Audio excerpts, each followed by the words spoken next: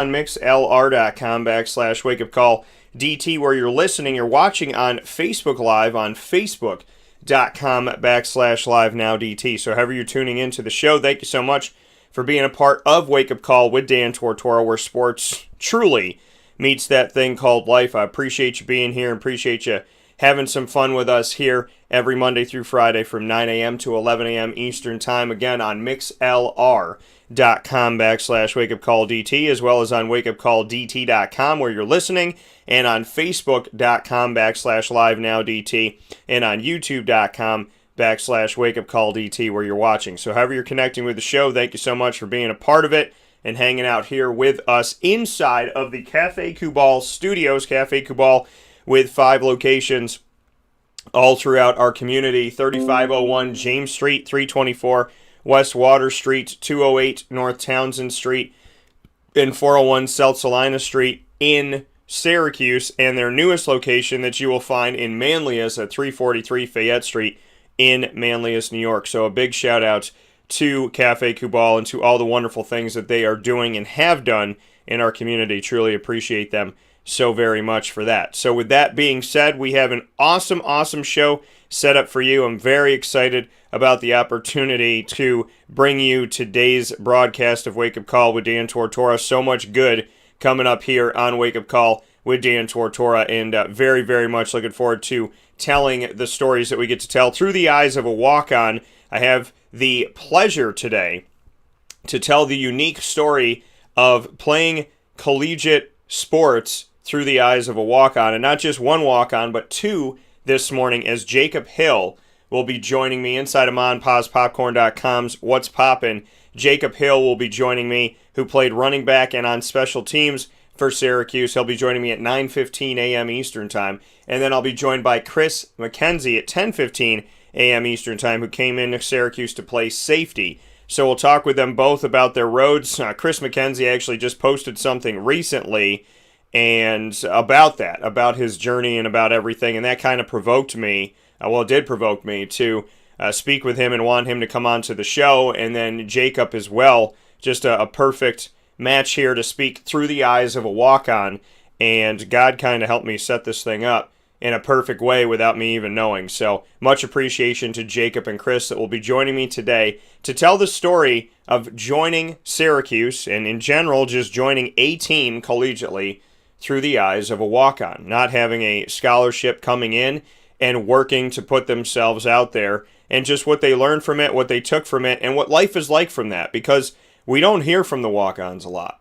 And sometimes the walk-ons that you hear from are the ones that are granted a scholarship and whatnot, but you don't always get to hear the story or the road of, yeah, you know what, I'm going to go play sports at the highest level, and I'm going to pay to do it. You know what I mean? So not have a scholarship to do it. So very interesting road and very cool stories that will be coming up today, which I'm very excited to be telling with Jacob Hill and Chris McKenzie at 9:15 and 10:15 a.m. Eastern Time, respectively, today. And we'll round out the show, as we always do, with the ingredients to success, proudly brought to you by Avicolli's on the corner of Route 57 and Wetzel Road in Liverpool, New York. So that'll be coming to you at 10:50 a.m. Eastern Time. And in the meantime, Cuse is very much in the house with Chris McKenzie and Jacob Hill today. To get into something really quick before we get Jacob on the broadcast, this has been a very awesome and interesting and just all-around crazy March Madness, the crazier the better, in my opinion, as long as everybody's healthy and safe. I'm talking about the games being crazy. So this has been an extremely exciting March Madness, and now we know where our Final Four, we don't know that yet. We know where our Sweet 16 is going to, who it's going to be. I'm actually in first place of the Wake Up Call Bracket Challenge. So I was in second place. I am now in first place of the Wake Up Call Bracket Challenge. I'm in front of James B, and who's tied for second with Jim Delia of the Pizza Man Pub. So Jim Delia and I are right there. He was 1, I was 2. Now I'm 1, first in the bracket right now, which is awesome. With all these brackets being so crazy, I'm actually in first place right now, which is incredible. I might have to buy myself a treat or something like that. But as of right now, this is what my bracket looks like. Gonzaga and Oklahoma did play each other, so I had that right. Had Creighton, didn't have Ohio. Had USC and Kansas, didn't have Oregon, and had Iowa. So I got those right. And then USC blew out Kansas. They beat them by, again, the committee was all over the Big 12 and the Big 10, giving them 16 schools combined. The Big 10 had 9, the Big 12 had 7, and the Big 12 and the Big 10 are getting beat all over the place. Kansas falling by 34 points to USC. 34 points. 34. USC didn't win the Pac-12 championship, folks. 34 points. So, Kansas did not show up. Again, Kansas, Kentucky, Duke not looking like themselves in this pandemic year, but Gonzaga, they still are. Gonzaga gets their victory over Oklahoma by 16. They move on.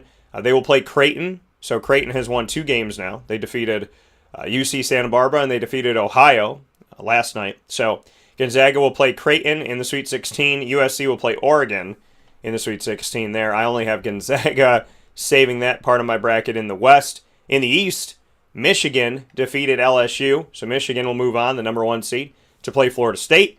UCLA and Abilene Christian. Now, I had Michigan State, but because the play-in game doesn't count online, because I picked Michigan State and they lost, it advances UCLA, so it looks like I had all 4 right. But on my bracket, I had Michigan State, and I'm willing to admit I was wrong about that. My bracket looks perfect in the East, though, in the Sweet 16, because Michigan is playing Florida State, which I had, and UCLA, which I had Michigan State, but UCLA is playing Alabama. So Alabama taking care of Maryland last night by 19 points. And then we saw Abilene Christian fall by 20 to UCLA, who was in the play-in game and who has played well all throughout. Florida State winning 71-53 over Colorado. And then Michigan handling LSU by 8 points. Close game, 86-78. In the Midwest bracket, my bracket's perfect except for Oregon State.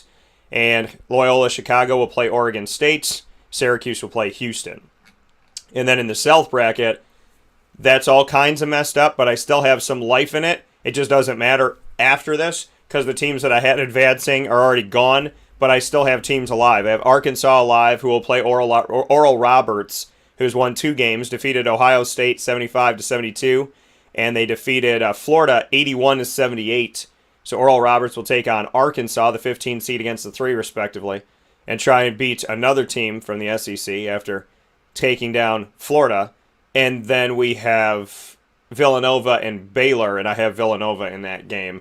And Villanova defeating North Texas, who won that game over Purdue, the 13 seed. Villanova winning over North Texas by 23 points, and Baylor taking care of Wisconsin by 13. I said normally when I don't pick Wisconsin, they go to the Sweet 16. This time that did not happen. So my bracket was already busted. In that portion of the bracket, it was already in massive trouble.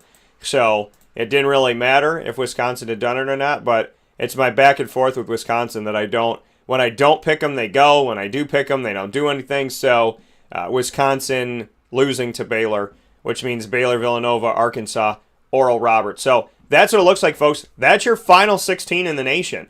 Number 1 seeded Gonzaga, number 5 seeded Creighton, number 6 USC, number 7 Oregon in the West. In the South, number 1 Baylor, number 5 Villanova, number 3 Arkansas, number 15 Oral Roberts. In the East, number 1 Michigan, number 4 Florida State, number 11 UCLA, number 2 Alabama. And in the Midwest, number 8 Loyola Chicago, number 12 Oregon State, number 11 Syracuse, and number 2 Houston. So for those of you playing the home game, double-digit seeds have advanced far in this tournament. There are 4 of them in the Sweet 16. That means a quarter of the Sweet 16 is a double-digit seed. 15 Oral Roberts, 11 Syracuse, 12 Oregon State, and 11 UCLA have all advanced. And with all due respect, I have Loyola Chicago here, but some other people may have not. And I think that's why I'm in good shape right now. So, first place in the Wake Up Call Bracket Challenge, Legao. So I'm very excited about that. and we'll have some fun with it. With that being said, I'm going to take a step aside for a fast break. When we come back inside of the Cafe Kubal studios, Jacob Hill will be joining us live here where sports meets life on Wake Up Call with Dan Tortora to tell his story through the eyes of a walk-on in just a moment here inside of a fantastic show we have set up for you on this beautiful Tuesday. I hope you're having a great day, and we'll be back right after you hear from these awesome partners in our community. Carvel DeWitt, it's what happy tastes like. Do you know why? Because we make ice cream. Creamy, rich, flavorful ice cream. Not yogurt or iced milk like some of our competitors. Ice cream. Fresh, by hand, daily. For the calorie conscious, we have something new for you. Our new Carvelite. Same great flavor, creaminess, and texture of our regular ice cream with only 35 calories an ounce. So whether you want an ice cream cake, flying saucer, dasher, carvalanche, hard or soft ice cream, we will satisfy your craving with our fresh, handmade regular or new Carvelite ice cream. Carvel DeWitt. It's what happy tastes like.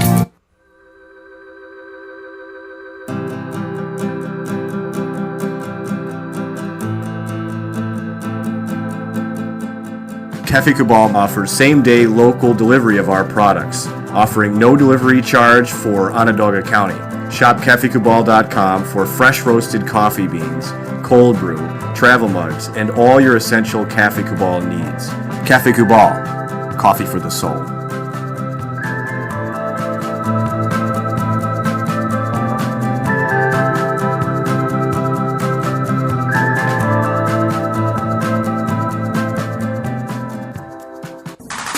The Wildcat Sports Pub in Camillus, New York is located on 3680 Milton Avenue in the Home Depot Plaza. It is your family-friendly sports bar and restaurant. Folks, some sports bars aren't family-friendly. Some family-friendly restaurants are not sports bars. The Wildcat Sports Pub in Camillus, New York is proud to be both.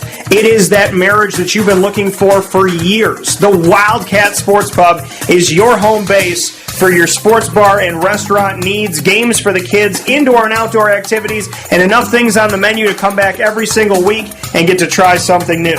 They're open Sundays from noon to 8 p.m., Monday through Wednesday, 11 a.m. to 11 p.m., and Thursday through Saturday from 11 a.m. to midnight. For reservations and party information, call 315-487-2222 for the Wildcat family-friendly sports pub and restaurant.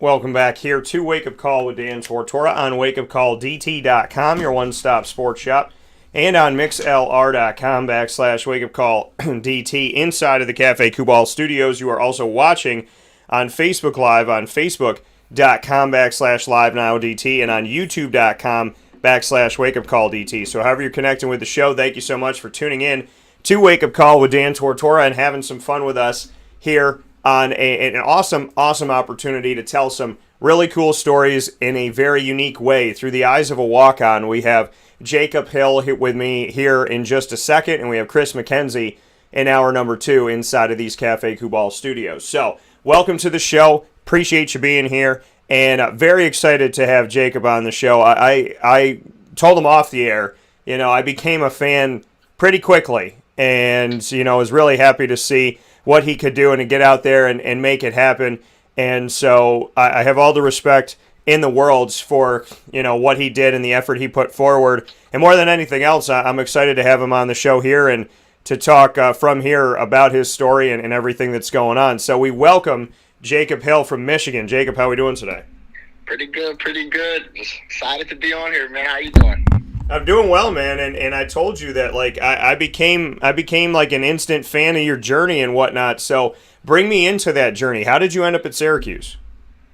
So coming out of high school, I didn't have many offers, especially D1. I had mostly D3 offers, Hope, Mount Union, and most of it was because of my size and my stats as well. So if you ever saw my high school highlights, I'm not to brag on myself, they're amazing.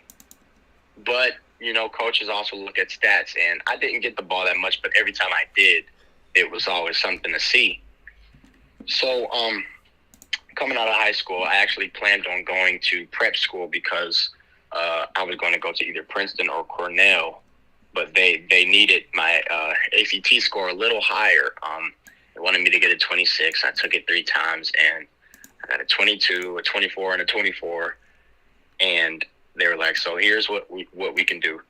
We'll send you to this prep school, do a year there, and then you can come right in." And that was the same for both Princeton and Cornell. I was leaning towards Princeton because my brother actually went there. So I went on a visit to the prep school that they both recommended for me, and I was 100% going there. I was on my official visit, just kind of getting used to it, looking around, and that night, after the walk around with some of the staff and the coaches, Coach DeAndre Smith called me from Syracuse, and it was such a surprise. I hadn't been in contact with them much, but he got around to my highlights, and he was like, "Hey, Jacob, I don't know where you're at as far as going to school or anything, but I'd love to have you here." He said it's a little late in the game, which it was, and pretty much everybody signed already. Signing day passed, and they had all of their scholarships taken up. He said, "Hey, I can't give you a scholarship right now, but I would love to have you here on the team, and I feel like you could make some noise in a few years." So I was all for it. I'm saying, "Hey, this is a huge opportunity. Yeah. Division I, I may be a walk-on, but I know how good I am. I know how hard I work. I could end up on the field. So I'm going to take this opportunity." He sounded excited. He sounded genuine. So I was all with it. So I know how hard I work. I could end up on the field. So I'm going to take this opportunity. We were in Connecticut. He sounded excited. He sounded genuine. And so I had my mind made up. My parents were all supportive with me and everything, and that was my decision. So I came to Syracuse pretty late because, of course, majority of the guys were there during the summer, and early in the summer, and I got there way later in the summer. So I was, most people would say, behind the ball, but of course I did my own work here at home before coming there, and I got to know the guys extremely fast. I'm a pretty outgoing person. I'm not shy or anything like that, and I like to get comfortable as fast as I can. So that happened. But starting practices and everything, it was different seeing bigger guys that I'm used to.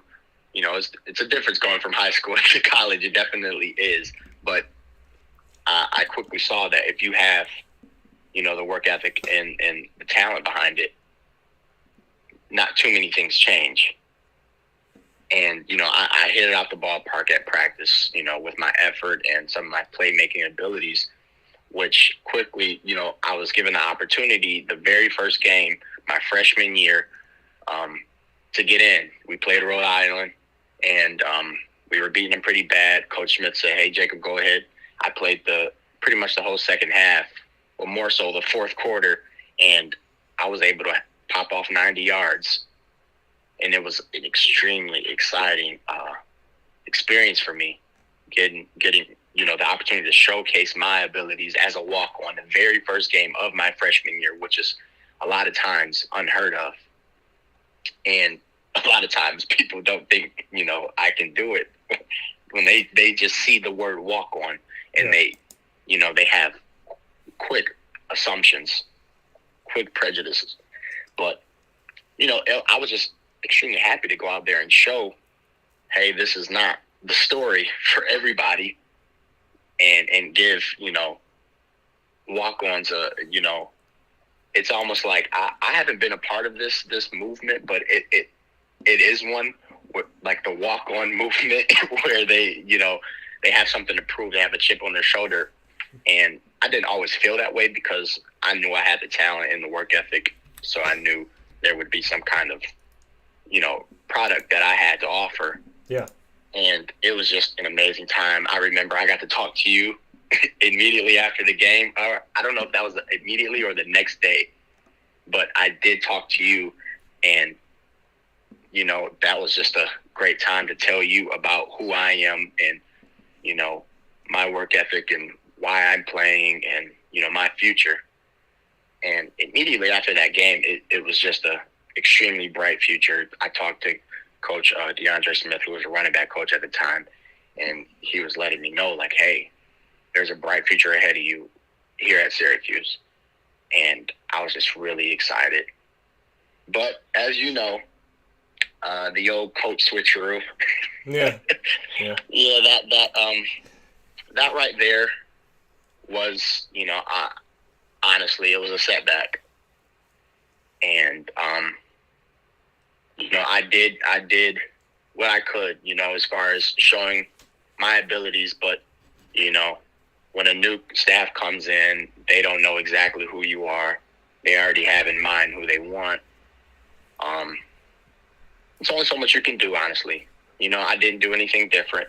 I had the same work ethic, the same, output. They switched me to slot receiver. I had a lot of success there in the spring and at practice.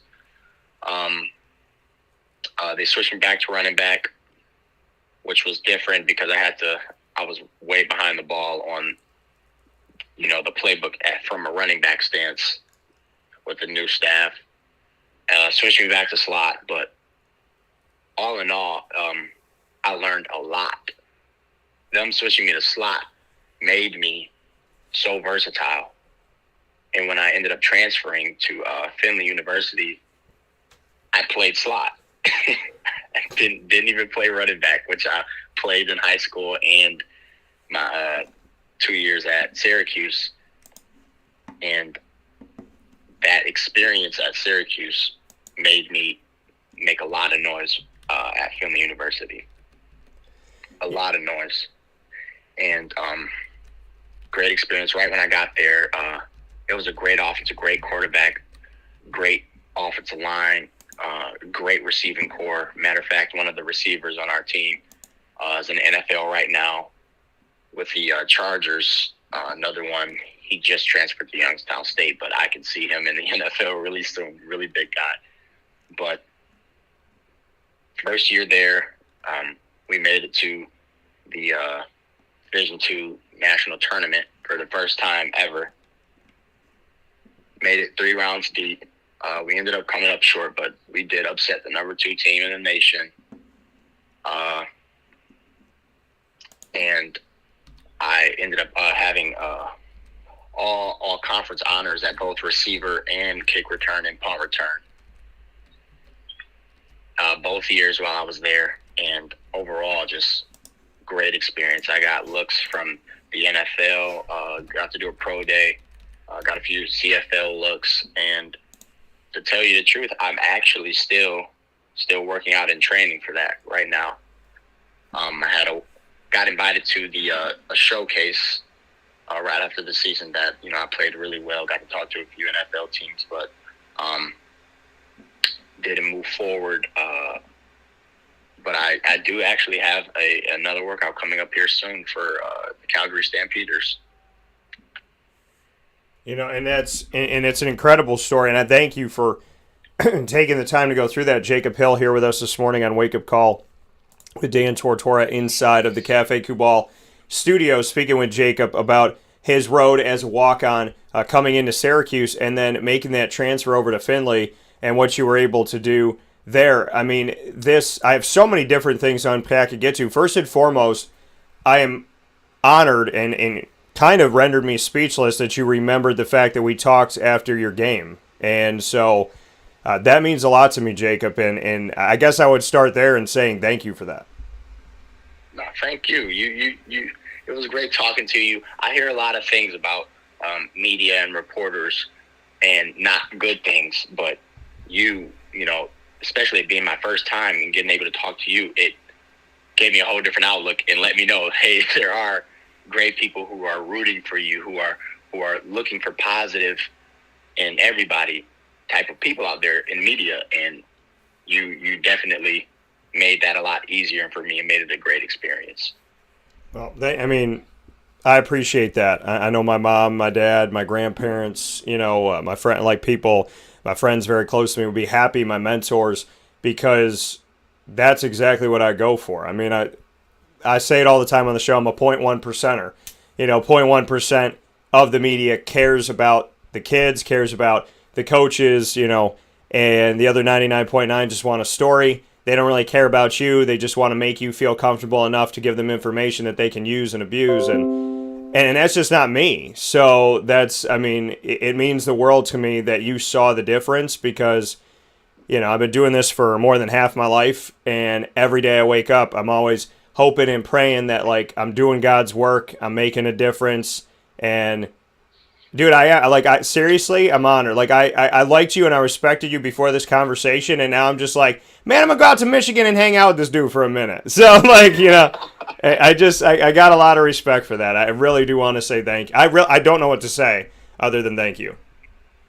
I really don't. Awesome, man. So, Jacob Hill here with us this morning on Wake Up Call. Jacob, DeAndre gave you that call late. DeAndre and I are very, very close. One of my dearest friends over the years here that's just been there for me and just an awesome guy. What can you tell me about DeAndre Smith, your experience with him? I know there was a coaching change while you were at Syracuse, so, didn't get all the time with the man, but what can you tell me about DeAndre?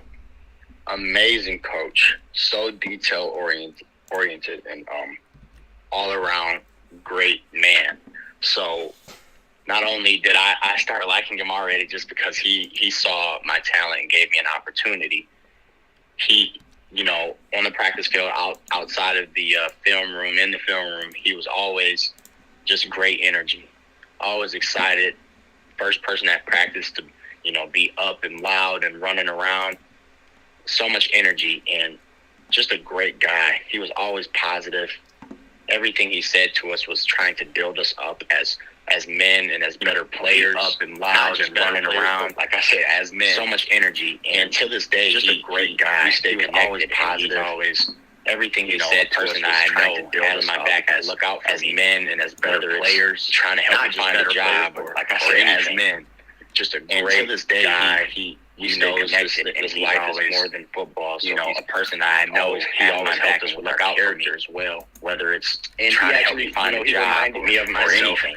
Not being raised in stature and being extremely competitive. Life is more than football. So that was something even seeing him on the field as well ever. Even though he showed us a few highlights there and there at our film session from when he played, but I could see how competitive he was in his coaching, and it drove me because I'm an extremely competitive person, and a lot of people can speak to that. And that's the thing, and I love that. And listen, man, like, I'm 5'8", and you're right around that range, 5'7" and whatnot. And I got to tell you, like, off the football field, because DeAndre, like you said, shorter in stature and whatever, but big in his heart. Like, I never think about how tall DeAndre is because he's just a dog. You know what I mean? Like, he's awesome. He gets after it. So I want to shout out to all the women in my dating history that said, I love everything about you, but you're not 6 foot. Man, screw y'all. That's how I feel. But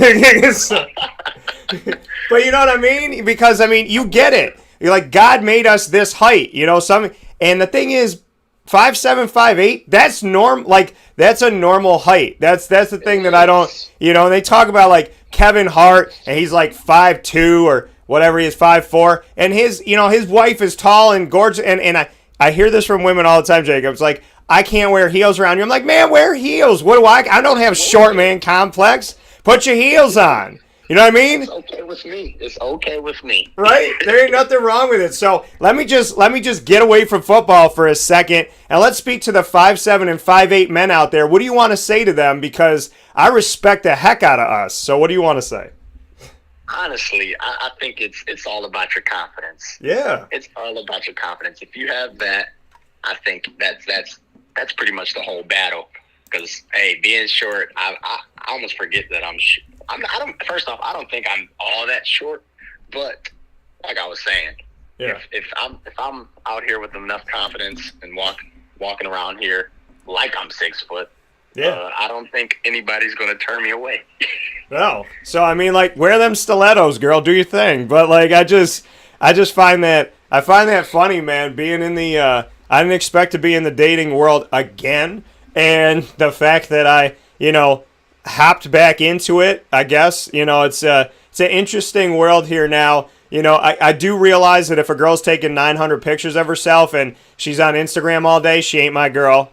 And one girl told me, she goes, I was like, are you an introvert or an extrovert? She's like, I don't know. I just walk in a room and people flock to me. I have a lot of fans. I was like, next. So I'm like, what can you say about this, Instagram, like Snapchat, TikTok, Influencer. It's a new influencer generation. Influencing what? Men to think about you like a steak? I mean, like, what are you influencing?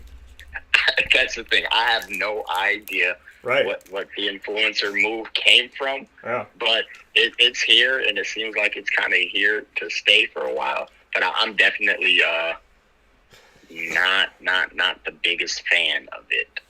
Of course, it is my generation that's kind of heading this whole thing, but it's not my thing. I have a girlfriend. She's amazing, beautiful, shorter than me, but she can wear her heels. I like that. That's good respect. When she wears her heels, is she taller? It depends. Okay. Usually she's like my height or maybe a tad bit taller. But Okay. I told her, I'm like, wear your heels. You can be taller than me. I tell people all the time, I was like, wear them heels. I'll just tell everybody I date a model. Like, what is the difference? You know what I mean? It's like Kevin Hart, David Spade. I don't care. Like, that's the thing is, I don't care. And if I had a nickel for all the girls that were like, man, I can't wear my 6-inch heels. I can't do. I was like, where are we going? Vegas daily? Are you stripping? Like, what are we doing? So like what? Oh, You know what I mean? Like, what do I need to know that I don't know yet from this influencer? But like, and I tell you, like, one girl, she put up a video of like side parting her hair or like parting it in the middle, and she's like, everybody knows the middle part isn't good as the side part, and there's like this bounce music, and she's like trying to like give that eye to the screen about like, I want you, whatever. So I did a joke video where my hair is really short, and I fake parted it, and then I did the side thing, and I did the same pose, and because I'm like, I just like, man, I can't with these people, and these people got kids too, like that just. And they're teaching their daughter, like, you know what I mean, man? Like, I met this one girl, and she took pictures, and she looked totally different in person. Like, I met her years ago, and, like, I see her telling her 16-year-old daughter, she goes, honey, do what mommy told you. Hold it up in the air. It's all about angles to make things look different. And I was like, oh, my Lord. Like, they're teaching. Not at an early age. They're teaching the future, man. So I know we're here to talk about your story and walk on in football, but let's be real about it. There's some women out there that are some treacherous women out there, man. They're scary. So, and I know there's some dudes out there too, probably being all whatever. Like, it's on both sides, but like, man, this influencer generation and TikTok and all this stuff. I miss the days where like I just had a poster of Tyra Banks, Carmen Electra, and that was it. Now like everybody's trying to be a poster, which I just think is weird. Yeah, it's just too many Instagram models out here nowadays. Yeah, and everybody's got the same eyes, you know what I mean? So, dude, I think we should do a joke TikTok, and you and I should mess with this a little bit. I'll do the side part again. We'll be ready. But, or we just do one with a bunch of tall girls walking by, and it just says, wear them heels. I don't know, but, like, I definitely, I do want to go back to one of the pictures, because I see you with your lady here, and you got the high turtleneck going on, and it reminds me of, like, some like old school music that I love listening to. So bring me into the inspiration of like the high turtleneck, like the suit type and whatnot, because you got a good style here. Did DeAndre influence you at all? Number one, and number two, are you playing back to any one of these old singers that I appreciate so much? So actually, my family is really big on fashion and dressing up. All the way to my granddad. My granddad is one of the best dressed people, I would say, on this earth. He'll go head to head with Ralph Lauren any day, and that's the truth. That's one of his biggest inspirations. So DeAndre did not teach me how to dress. Okay. We did when I first got there. We used to go head to head every single game. We would show up and say, "Who's winning today?" Some of the different running backs in our running back group, they would kind of say, "I think Jacob got it today," or "I think Coach Smith got it today," and we kind of made it our thing to take pictures together, during different games. And I still have a lot of those pictures on my phone to this day. We would go to different away games and we'd take our picture together with our suits on at different fields. But so he was one of my favorites also because he knew how to put a suit and tie on. See you later, Christy. And that's the thing. And DeAndre knows his style. Speaking of style, I'm looking at the Twitter feed right now.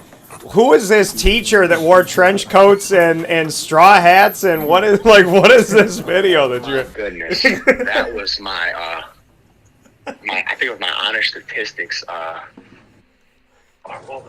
can't remember. I knew it was a math class, but it used to be the most hilarious thing ever.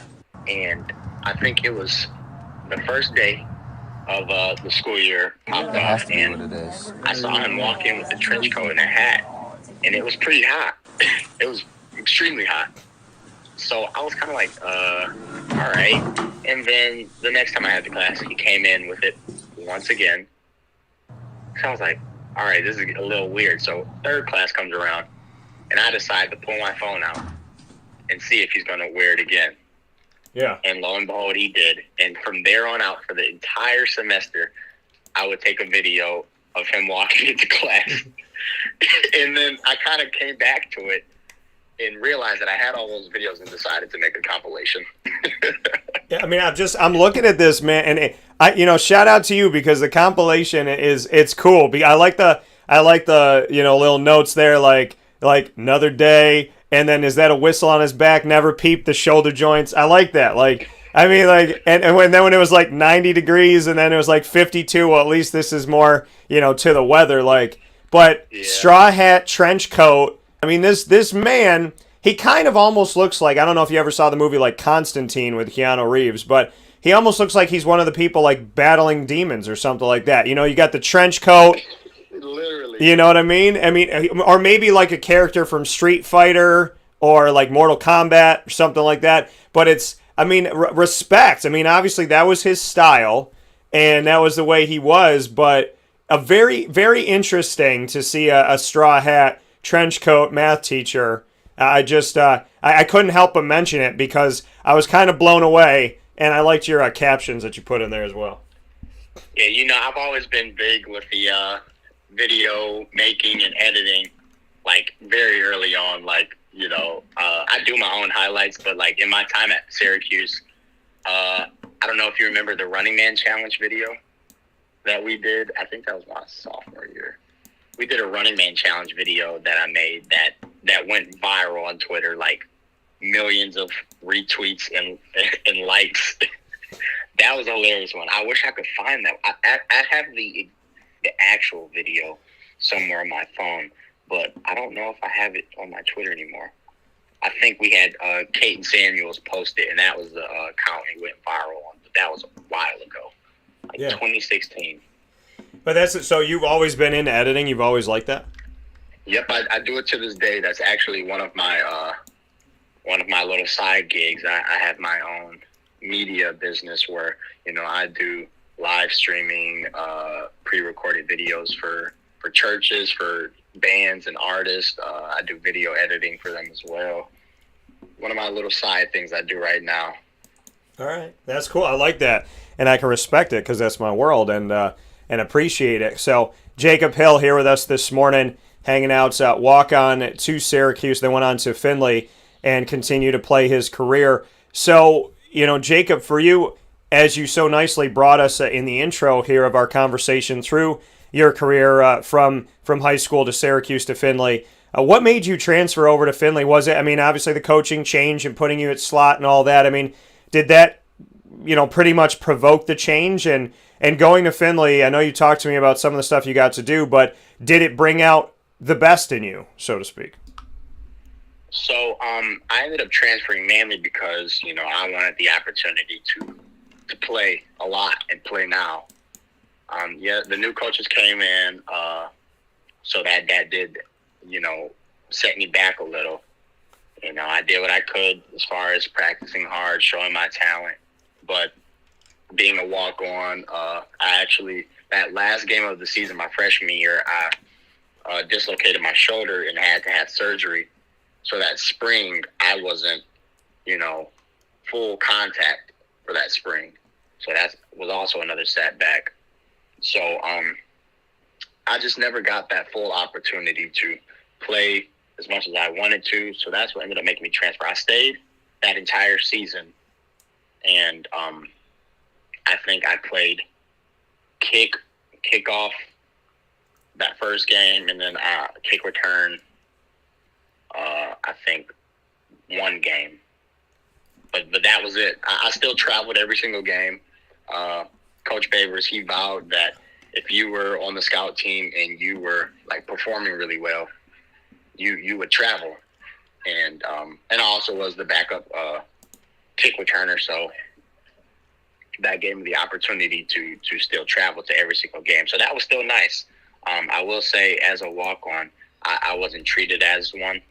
Some people believe that, if you're a walk-on, that the coaches don't think you exist, the players don't think you exist, you don't get the lavish dinners or anything like that. Or I wasn't treated as a walk-on, really. All the players and coaches respected my abilities, and they respected all of the other walk-ons as well, because even to walk on to the team, you weren't just allowed on the team if you weren't talented in any way. So that's one thing. But yeah, I just wanted the opportunity to showcase my abilities and go out there and have fun and play a game that I love. So that's what pushed me to transfer. I actually was going to transfer to Western Michigan, and Coach PJ Fleck ended up taking a job at Minnesota. So that plan kind of fell through and left me to choose between Findlay and Grand Valley. And a lot of people would say, hey, why wouldn't you choose Grand Valley? That's one of the premier Division II schools. Yeah. But the offense that Findlay had, the pieces, the quarterback, the offensive line, it really fit me. Grand Valley, it wasn't quite the same feel. So that's what pushed me to Findlay, and that first year there was amazing. The offensive coordinator, he was one of the smartest coaches I've ever came in contact with, as far as play calling and coaching. He really opened up a lot of skills that I had, and made me comfortable at slot. I got pretty comfortable at slot while I was at Syracuse, because that's mainly what I was practicing when I was a sophomore with the new coaching staff. But he kind of opened my mind to becoming really creative with my route running and getting open, and he was just able to put me in so many great positions just to win. And he actually ended up going off to the Arizona Cardinals right after that season, because we had the number one offense in the nation, both passing and rushing. We blew everybody out of the water, and that was for Division I schools. Our numbers were way higher than everyone's. So that's what led him to Arizona. That next season, I'm not going to lie, it wasn't the same without him. It was not the same. The play calling was different, but overall we were still very successful. Came a little shorter than the previous year. I think we went 10-2, which is still a really good season, but in Division II, to make the playoffs, you can't afford to lose at all. Yeah. It's extremely hard. You literally cannot lose. And so for you, to go back and to be a part of that offense, like you said, you've had opportunities to speak with the NFL, to speak with professional leagues, and you're not out of that yet. Speaking to professional leagues, what is it that they like about you? What have they told you that they like about your game? You've played running back, you played receiver, you've been on kick and punt returns, had almost 1,200 yards at Findlay in 2 seasons on return. So what is it that, you're hearing from these meetings, these opportunities, potentially professionally? What is the conversation? So usually they tell me that they like my elusiveness and my ability to get open. A lot of times when I work out, I'll do a little bit of running back and receiver, just to show that I'm versatile, just to show that hey, I've been doing this. Because at Finley, even though I was starting at slot, here and there they would let me play running back. They'd let me get a few carries, and the coaches love that I can go from running back, where I can break down a linebacker, then go to receiver and run a route where I look exactly like a receiver and not a running back. Because there is a difference. A lot of running backs, you can tell that they aren't receivers. But they like that when I go out there, I'm extremely comfortable at receiver, and then I can go back and take some kick returns and punt returns back as well. So it's mainly because I'm, very versatile, and, I'm really elusive. My playmaking abilities are one of my tags, one of my best things. I know how to, in critical moments, make something happen when it doesn't seem like too much is going for us. And for you, I mean, like you said, with Calgary and whatnot, I mean, what are your thoughts about playing in the CFL, playing somewhere else? What do you think about that? So honestly, I don't want to go any further than the CFL as far as distance. Like, I have had offers to play in Germany. I wasn't really feeling that. It's kind of, I want CFL, XFL, NFL. That's kind of my niche, because I also have had offers to play in the indoor football league, but it's just the pay isn't all that well, honestly. I love football, but to put your body at such a high risk for such a low, pay is not the best for me. I understand why other guys do it. Yeah. I honestly do, and I respect them and I commend them, because football is a great game. I love it, and if I can play it as long as I live, I would. But, everybody has their own limits and things like that, and that's one of mine. Because I also did have an opportunity with the XFL right before the season shut down. I was getting ready to head to St. Louis. I think my flight was March 15th of 2020. I was heading down to St. Louis for a workout with the Battlehawks. Just a one-on-one workout with them, just to, get a feel for me and potentially sign me onto the team. And a few days before my flight, that's when, COVID kind of went crazy and they shut the league down. So unfortunate, but, it's a part of the journey. Of course, some things can be a letdown, but yeah, it's only so much you can control. All you can do is keep working, trust God that, it's all in his hands, and, what's going to happen for you is what's best for you, according to his will.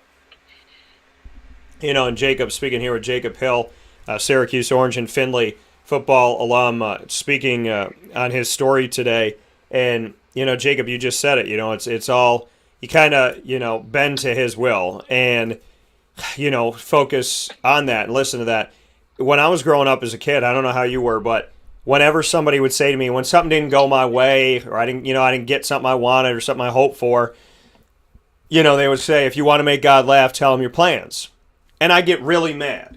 Like, I remember being 16 years old and being like, come on, Dad. Why would you say that? You know what I mean? Like, and I was upset, and, you just kind of get frustrated. And now at 35, I'm like, that's true.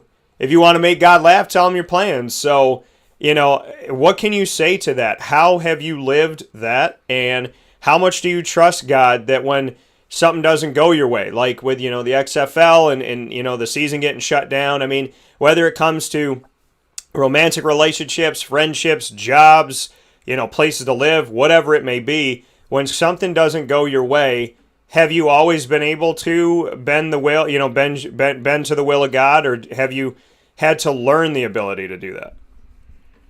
So fortunately, with my, both spiritually and just my own personality, I have always been like that.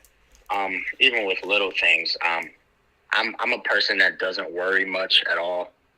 It's a good and a bad thing. My girlfriend hates that I'm very lax when it comes to things that you probably shouldn't be lax about. So I do 100%. I always trust God with his plans, and if something doesn't work out, I'm never panicking. Even though sometimes it's good. It's good to mourn, be sad, and cry, and things of that nature. It's healthy, but with my personality, I never really worry much. I like it because it makes me live a very stress-free life. But at the same time, it is good though to be down, feel down. Some say you should never do that. You should always look happy and avoid all of that. But I've learned over time that it's healthy to actually cry and mourn and be upset and sad over things, because it does also give God the opportunity to comfort you. And I've been trying to learn how to do that a little more in this time because, like I said, I have a girlfriend, and she doesn't like the fact that I do that sometimes. It's a good trait, but it's also it can hinder you. But at the end of the day, just to get back to the main topic, I trust God with everything that I do, and it's one of the main reasons why I never worry or stress, because I know, the way I live my life, I live it for Him 100%. Everything I do is dedicated to Him, so I know at the end of the day, He's got my best interest in hand. Yeah, and that's a beautiful thing, and I've learned that more and more over this past year, how to kind of give. And I actually live within that right now. Is like, if it's meant for me, it'll be there. If it's not, it won't. It's such a freeing thing to do that. But we as human beings, Jacob, we want to take control of it, right? We want to control the situation, control what someone's going to say, what they're going to do. Like, we seek control. And what I learned in life is you can only control yourself. Literally. That's true. Like, I tell people flat out, I'm like, do you want to know what you can control? Like, yeah, I said, you. And then they wait. Like, what else? That's it. That's all you got. Like, you can control your actions, your words, your thoughts. That's it. End of story. And I look back on my life and I'm like, wow, if I focused on God's will, if it's meant for me, it'll be with me. If it's not, it won't. And focusing on just being the best that I can be and not worrying about what other people are doing, I wouldn't have had 99% of the stress I had. So I think most of the stress we carry in this world is trying to make other things do what we want them to do. Like, I want everybody to be happy. I want people to be peaceful. I want them to be good to each other. You can't make it happen. And sometimes I've realized, no matter what you do or how right you are, I call it the Captain America complex, where, like, I always want people to do things right.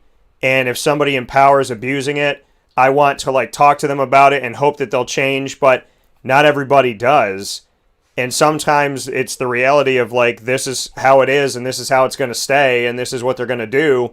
And it's a really hard thing to digest, but it also helps you live with a lot less stress when you realize some crappy people just stay crappy and you got to just keep working on you. I mean, that's just how it is. It is, man. At the end of the day, like you said, some people will be who they are. You can pray for them, hope for the best, but you can't control and change everything. You gotta sometimes just focus on you and being the best person you can be, because that's the best way to start. Yeah, and it's awesome. So here with Jacob Hill, Jacob, so what else is on the horizon? I mean, I know you said you got this editing and like media stuff on the side. You're still talking to the CFL and whatnot. What do you want? What are you hoping for? Like, what's the next step for Jacob Hill? So honestly, and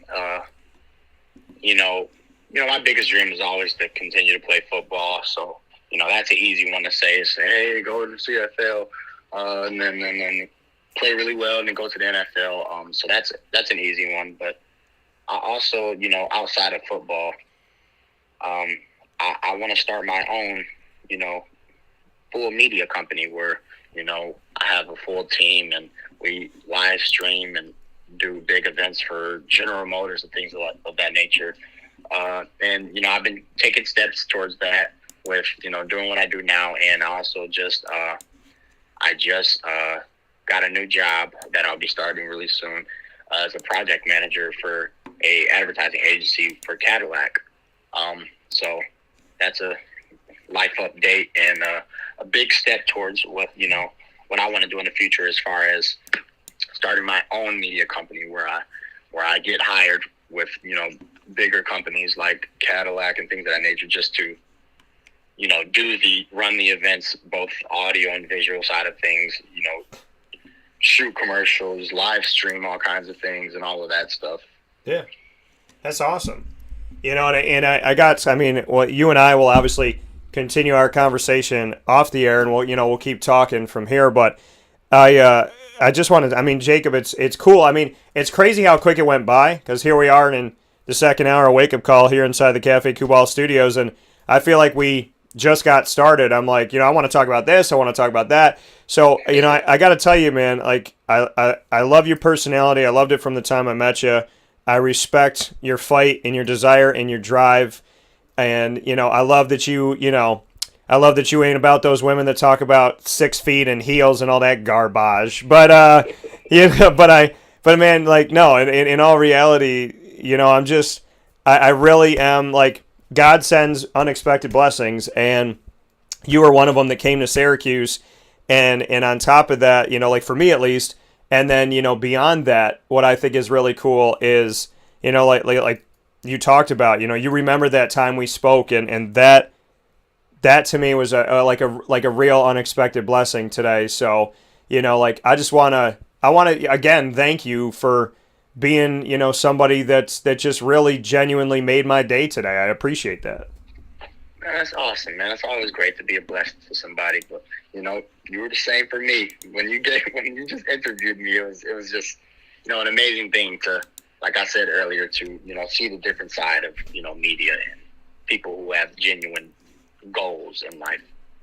Yeah. So with that being said, speaking of media, since you are in it and that I've done it and whatnot and continue to, I'm going to flip the script. And we talked about the first interview that I did with you. Well, now I'm going to let you interview me. The final piece of today's broadcast of Wake Up Call, part 1 here with Jacob Hill, is going to be a thing called Rapid Fire, where you get to put me on the hot seat and you can ask me anything you want to ask me. So, you got 4 questions, anything in the world. Has to be, it doesn't have to be, it could be sports, it could be whatever you want it to be. But players never get to ask the questions. Now you do. So, Jacob, put your reporter hat on. You got 4 questions whenever you're ready. All right. Okay, I can start with an easy one, I guess.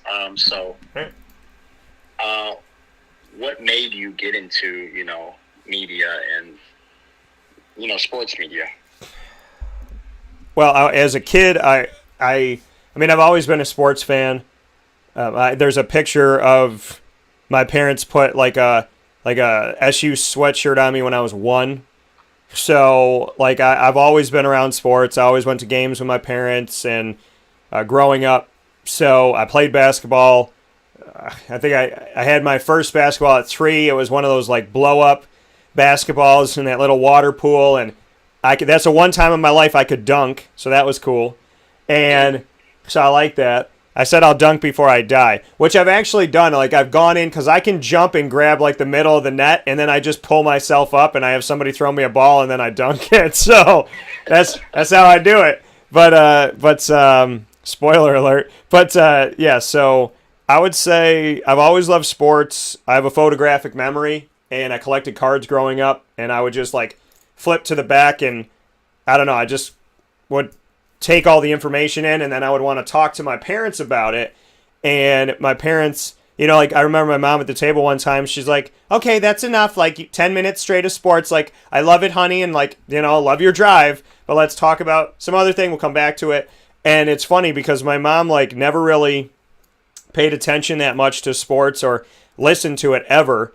and she watches and listens to the show every day. And she said, she goes, I don't watch and listen just because I'm your mom. She's like, it entertains me. She's like, I don't like listening to like sports radio and all that, but I listen to you because you sound like you're friends with these people. It sounds like they respect you. It sounds like you have built genuine relationships. You make people laugh. Like, it's just different. And so she listens for the positivity of it all, which when your mother tells you, like, if I wasn't your mother, I'd still listen, like that means the world to you. And so, I would tell you, man, like, and she actually listened in today and she said, I like this Mr. Hill. So I think you should know that. But yeah, no, I photographic memory, love of sports, love telling stories, love bringing people together. I never thought in a million years, though, that growing up as a kid, hoping that I could meet one player one time in my life and get an autograph. And now it's like, screw the autograph. Like, now I get to be friends with these people. So, like, looking back, and, probably one of the most surreal moments that I've talked about on the show before is when I was 10 years old, I watched John Wallace and the 1996 Syracuse Final Four championship runner-up run. And John Wallace was my favorite player. And now, 25 years later, we've been friends for a decade. So I'm friends with my favorite childhood player at Syracuse. And we talk, we text, we laugh, we joke, we have a great time. And I'm actually friends with his kids now. And so, like, it's so crazy. Like, when somebody tells you can't do something, like, you can't achieve it, that should make you, like, not do it for them or to prove them wrong, but it should just put more fire in you. And I can honestly tell you, man, like, I get to live my dreams every day. And I know that only haters are the ones that complain and moan. So, like, I would tell you, like, successful people, we don't have time to, complain about other people because we're working so hard. And I think the greatest thing about, kind of bring everything around that you asked me, I think the greatest thing about what I do is I grew up with a childhood passion and the ability to talk to anybody. And now as an adult, my childhood passion and ability to talk to anybody has made my company turn 9 in just a few months, and I work for myself. So, if there's any way of paying back that kid, I think I did that already. Yep, that's amazing. Successful working for yourself and being happy, those are kind of some of the best things in life, and things that I aspire to do myself. And you will. Let's see. Next question. Outside of, the 44s on the Syracuse football team, who was one of your favorite players to watch? Number 5, Donovan McNabb. I want to say he was number 12, Kevin Johnson. And who else one of my favorites? I would say, it's kind of funny, the number that you wore is the same number that my dude Adonis Amin Moore wore as well. So I like the 34s. And so I would say that too. But I would, probably outside of 44, Donovan, KJ, and there's somebody else that I could mention here. I would say,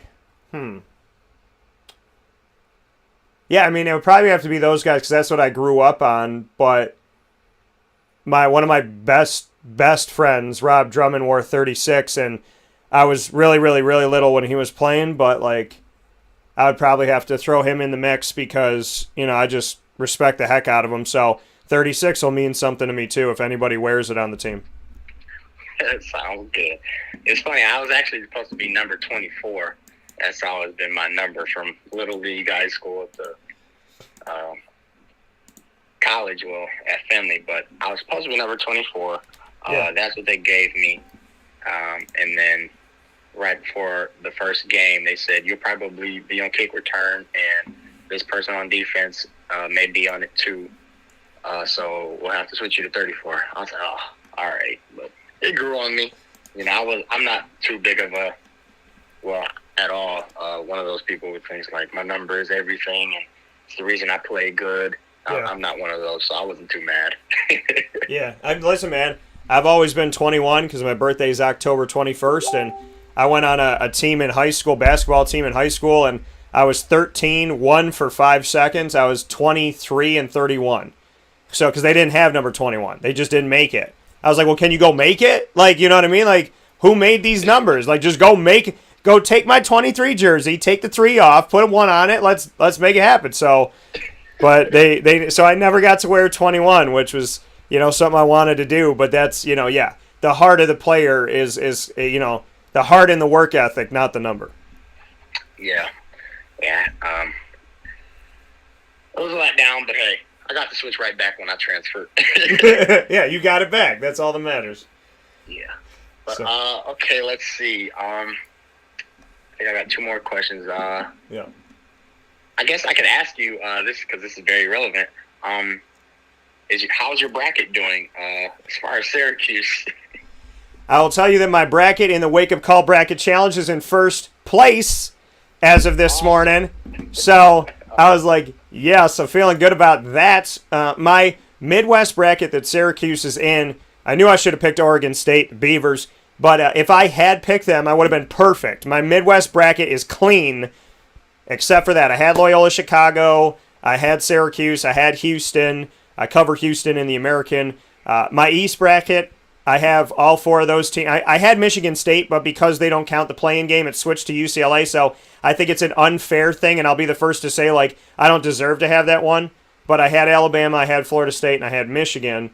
And then I have Gonzaga coming out of the West, which is the only clean part of that bracket. And my South bracket is just like, it's the Red Wedding from Game of Thrones. So, like, so I would tell you that my championship game is still alive. My champion is still alive. And my Final Four, 3 out of 4 are still alive. So. Yeah, I'm the same way. I'm 3 out of 4 in the Final Four. My championship is still alive, and my winner.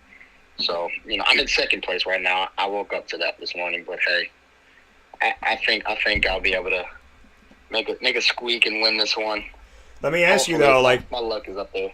Loyola Chicago and Syracuse, do they both advance? And do you go for Syracuse or do you go for Sister Jean? So I'm definitely going for Syracuse. I'm not going to lie. I've been a fan of Loyola just because they've been killing it.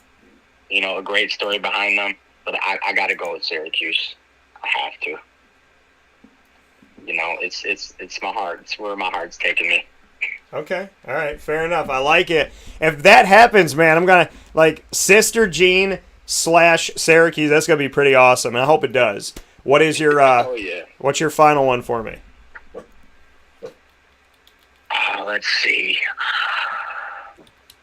Man, I should have saved that one for last. It was a great ender. But, I guess, what's a good one to end on? Do you have any, or goals or dreams, in the future that you're kind of aiming for?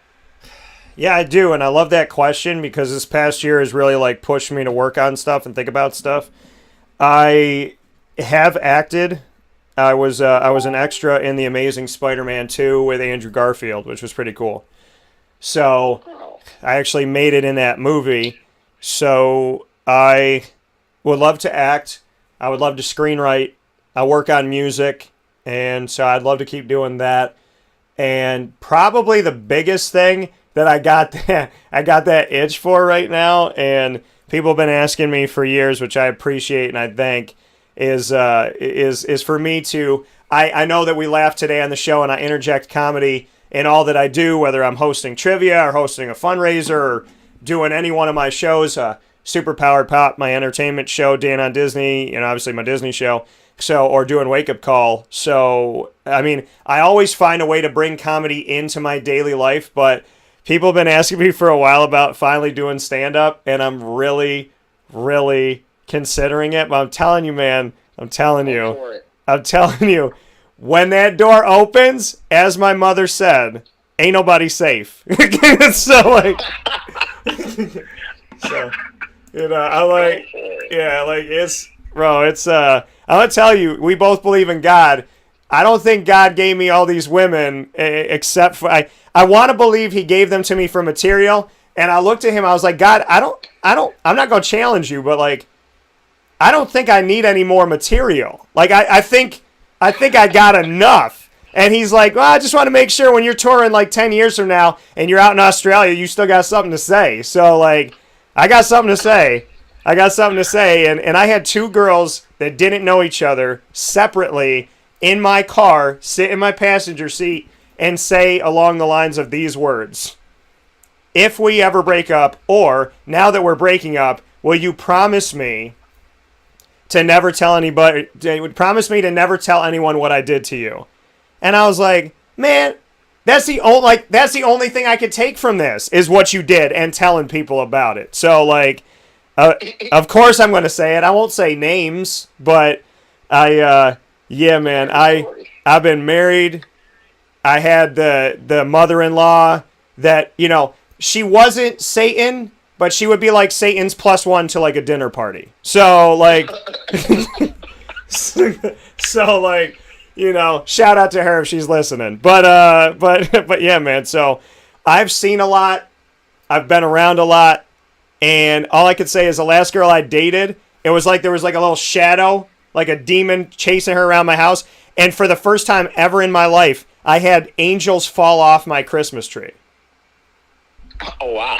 So you know, if you want to get the real, then, you know, stay tuned. But there's a lot of comedy in my life, and my buddy Evan, my best friend, he's like, I don't know if you ever saw the movie Man of the Year, where Robin Williams is running for president, and he's a comedian, and Louis Black, what'd you say? Oh, definitely. Yeah, so Louis Black is like also a comedian, and he's the one that's like on the side of the stage telling, like giving him advice. I said, Evan will be my guy at the side of the stage giving me like a thumbs up or a thumbs down on what to do with the joke. And he told me before, because I'll go dark on some stuff, like funny, but like I'll go there. And I said to Ev, I go, I feel like that's like, it's funny, but it's too far. And he goes, remember what I've always told you. If it's funny, it doesn't matter how far it is. It's true. So he's like, as long as it's funny, it's okay. But yeah, so dude, there's a lot to come with stand-up, and it's in my veins. I'll tell you that much. It's in my veins. That's good. That's good. So well, yeah. It's on its way, bro. What were you gonna say? Oh, no, nothing. So that coming from Jacob Hill. Jacob, as always, I appreciate it. Thank you for everything. Again, thank you for the honor of you know what you said this morning, remembering our conversation that we first had. So I look forward to talking with you soon, and I hope nothing but the best for you and your loved ones, and keep doing you, keep being the person that you are, but know that you've had a positive impact on my life, and definitely gave me something to really be appreciative about, an unexpected blessing today. Definitely, man. It's always great just to start our morning off with a great conversation with a great guy. Man, it's always good to be a blessing to somebody in any way, and you've definitely been one to me in my life. With even our little conversation, like it means a lot more to me than it may have seemed. But man, we gotta definitely stay in touch, man. It's great talking to you. Yeah, we definitely will. So keep in touch, and I'll talk with you soon. And in the meantime, just keep enjoying life, have some fun, and tell that girl to wear them heels today, right, bro? Definitely. All right, Dan. All right, be good. Bye-bye. I'll talk to you soon. Coming from Jacob Hill, once again, Wake Up Call with Dan Tortora. We'll take a quick step aside for a fast break inside the Cafe Kubal studios. We're coming back with Chris McKenzie right after this.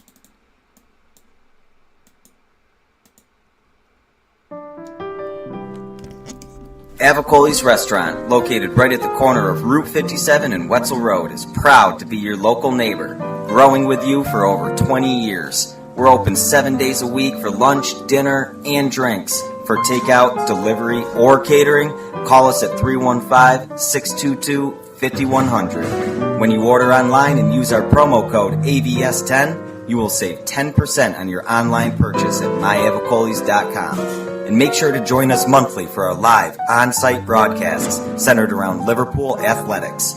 Avicolli's, your local, trusted neighbor right at the corner of Route 57 and Wetzel Road.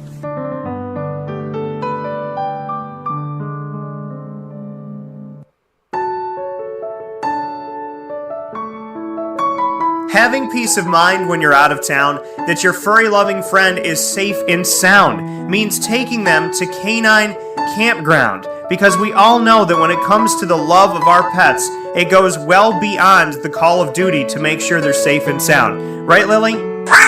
So take a ride to 242 Johnson Street in East Syracuse, New York, and see Canine Campground and where your dog will be staying in the classic cabin, the executive cabin, the grand cabin, or of course the luxury cabin, because if you know Lily, you know she loves luxury. Now you don't have to wait to the last minute to find a family member or a friend that'll take your dog for a few days.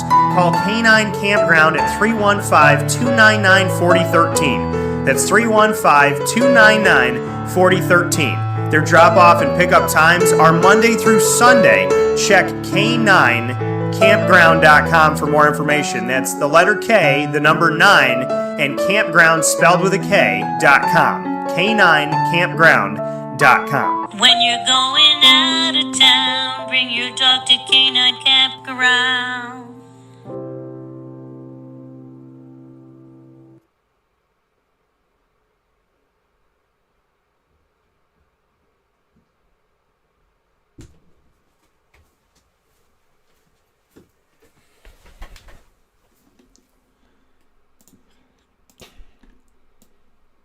Welcome back here to Wake Up Call with Dan Tortora on wakeupcalldt.com, your one-stop sports shop, and on mixlr.com/wakeupcalldt, where you're listening, you're watching on Facebook Live, on facebook.com/livenowdt. So however you're connecting with the show, thank you so much for tuning in to this broadcast of Wake Up Call with Dan Tortora, as well as on youtube.com/wakeupcalldt, all inside the Cafe Kubal Studios, Cafe Kubal with 5 locations in our community, and I appreciate and implore you to support local today and every day. And you could get out to Cafe Kubal on 3501 James Street, 324 West Water Street, 208 North Townsend Street, 401 South Salina Street in Syracuse, and their newest location out in Manlius on 343 Fayette Street, where all of the roads converge in Manlius to that giant brown striped building that is Cafe Kubal. Actually looks like coffee kind of being poured, so to speak. So it's a pretty cool building.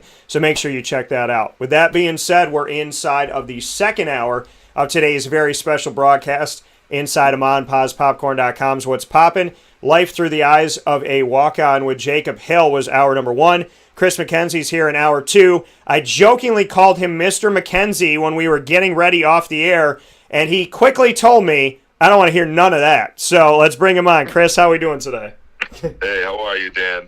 I'm doing well, man. And listen, like, I'm really excited to have you on the show because I love in general hearing people's stories and, you know, how they got to where they got to. But I get this vibe from you. And, I mean, covering Syracuse for all the years I've had, I respect and, you know, appreciate all the players I've been able to come into contact with. But there's a vibe I get from you that's like a very positive, very special, very, like, forward, progressive, like you want something out of life, you're going to go get it. I get this feeling from you that you kind of, you're a driven person and you're somebody who's focused. Am I fair to say that?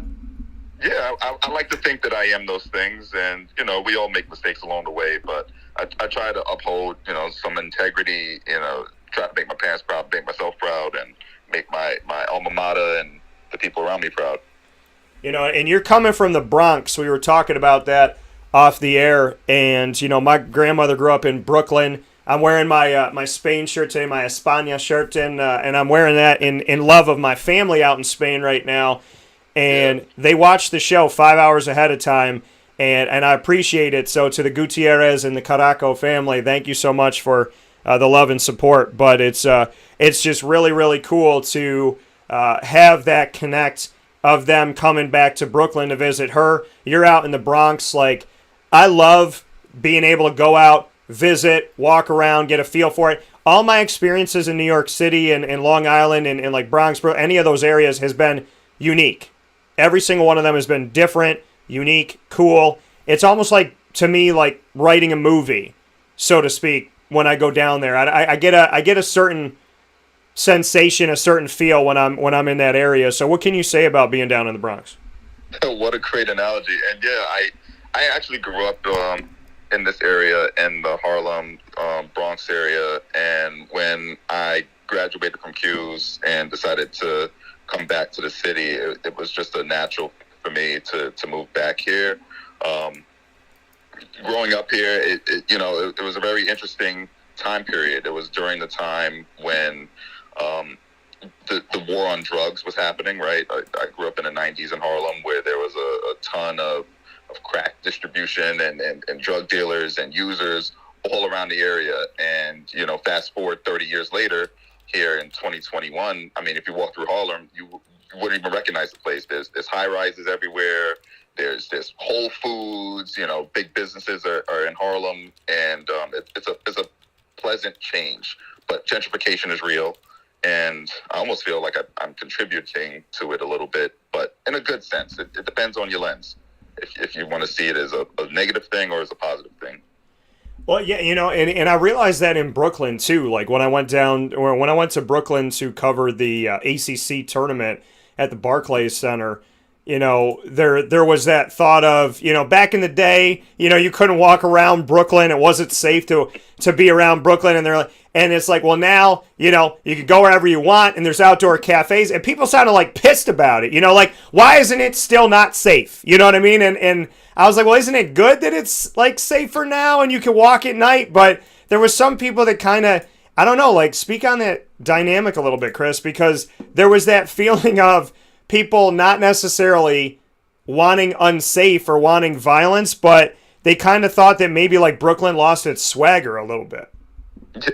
You know what I think I attribute this one to just change. People don't like change, or apprehensive at first to change. Yeah. So I feel like anyone who has the position of, oh my God, this is terrible for the community because it's not the same. Look, let's be honest. The community wasn't in the best of places. Let's just be real. And these changes are helping to improve the quality of life. Now, the unfortunate piece of it, the other side, because there's two sides to every story, there are people who are being forced out of their homes and being because they can't afford the cost of living anymore, and having to move to places that they either are totally unfamiliar with and have to migrate to, or just essentially breaking up families. So that's the other side of the coin that people have to understand and respect as well. Even my father, I experienced homelessness. My father lost his home in 2008 during the crash of the stock market. And let me tell you, that was a very traumatic experience for me. No one should see their parent or lose the home that they grew up in and have all the memories in and things like that.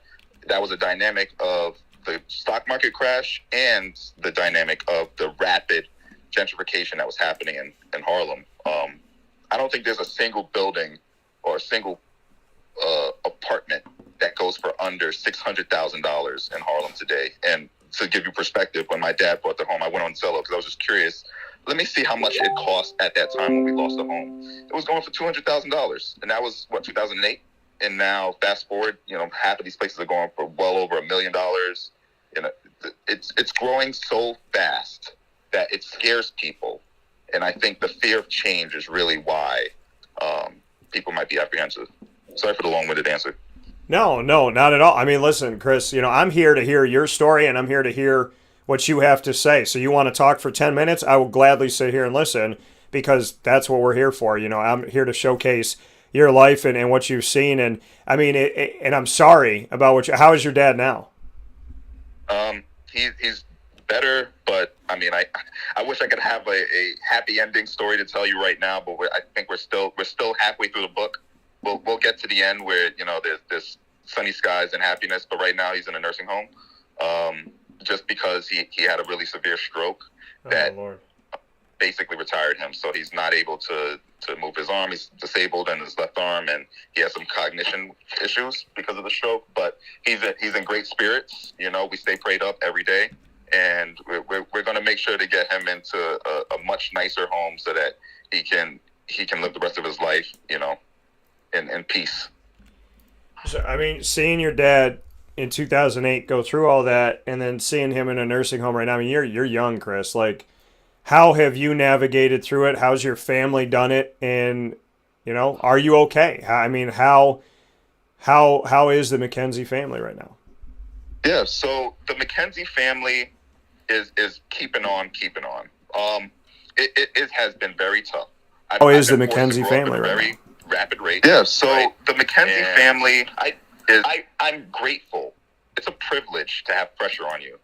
You know, if you go through life and you never really feel pressure, it must be a beautiful thing, because I don't know what that's like. I can't even experience. I don't even know what it feels like to not have a ton of pressure on me, you know, at different periods of my life. So to have pressure is a privilege. I'm grateful for it. Sure, you know, listening to the story, I definitely don't want sorrow or sympathy. That's number one.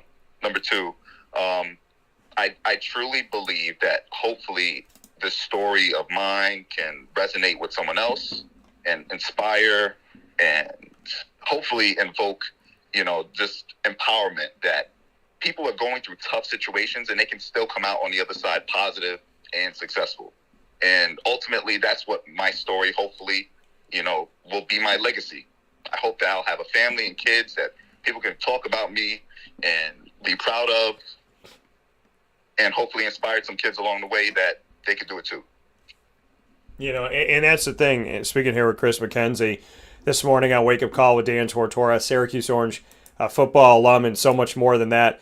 Chris, your story and what you've gone through and the life that you've had, speak with me about, you know, kind of where those pillars are, where those moments are, maybe those crossroads are and whatnot. I mean, seeing what your dad went through, obviously, you know, going through the life of a walk-on, obviously you feel that too, and your dad now and things that are going on, and obviously I know you've seen or you've written things out, and to no surprise in the world that we live in today, some very similar sentiments to you when it comes to I don't understand racism. So there's so many different things that have gone on. What has made you the person that you are today?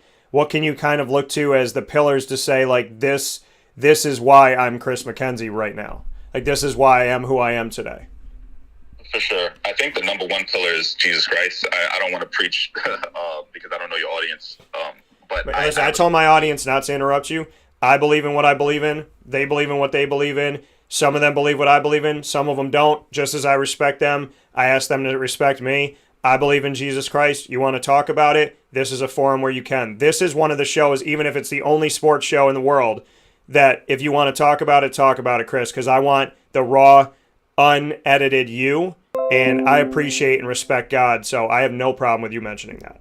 Oh, thank you, man. Thank you for creating a safe space. Absolutely. So yeah, I think the number one most important for me is just having my faith and believing in my truth, and I think that moral compass will help to guide me to make better decisions throughout the way. When I was young and in Harlem, right, I had a choice. I could have gone the route of sports and education, or I could have gone the route of gangbanger and tough guy. I made a choice. My moral compass for me said, you know, I don't want to be like those guys because I don't see a positive outcome in the future for me if I do those things. So I choose along the way, and you treat people the way that you want to be treated. I'm more than positive you'll achieve whatever it is that you want to achieve, and keep a positive mental attitude. It's easy, especially in these times and with the pandemic and COVID-19 and worry and fear just being force-fed into our brains. If we can just take a moment to just realize, like, all of these external negative factors that are impacting us, either from a mental health perspective or from a financial perspective, who knows? Just remember that those are external factors. You can only control what's controllable. Coach Schaefer used to say that all of the time. You can only control the controllable. What's controllable? The hours in the day, the actions that you take, the thought processes that you're having, and the decisions that you make. Those are fully in your control. What's not in your control? The home that you were born in, the family you were born into.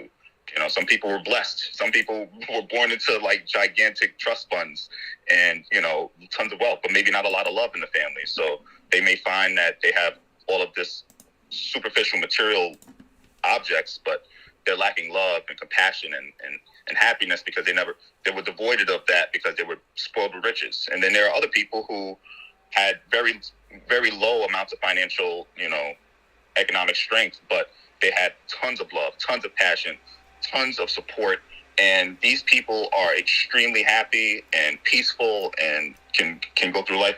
We all go through different experiences, you know. Just my main thing is just walk by faith and walk by your truth.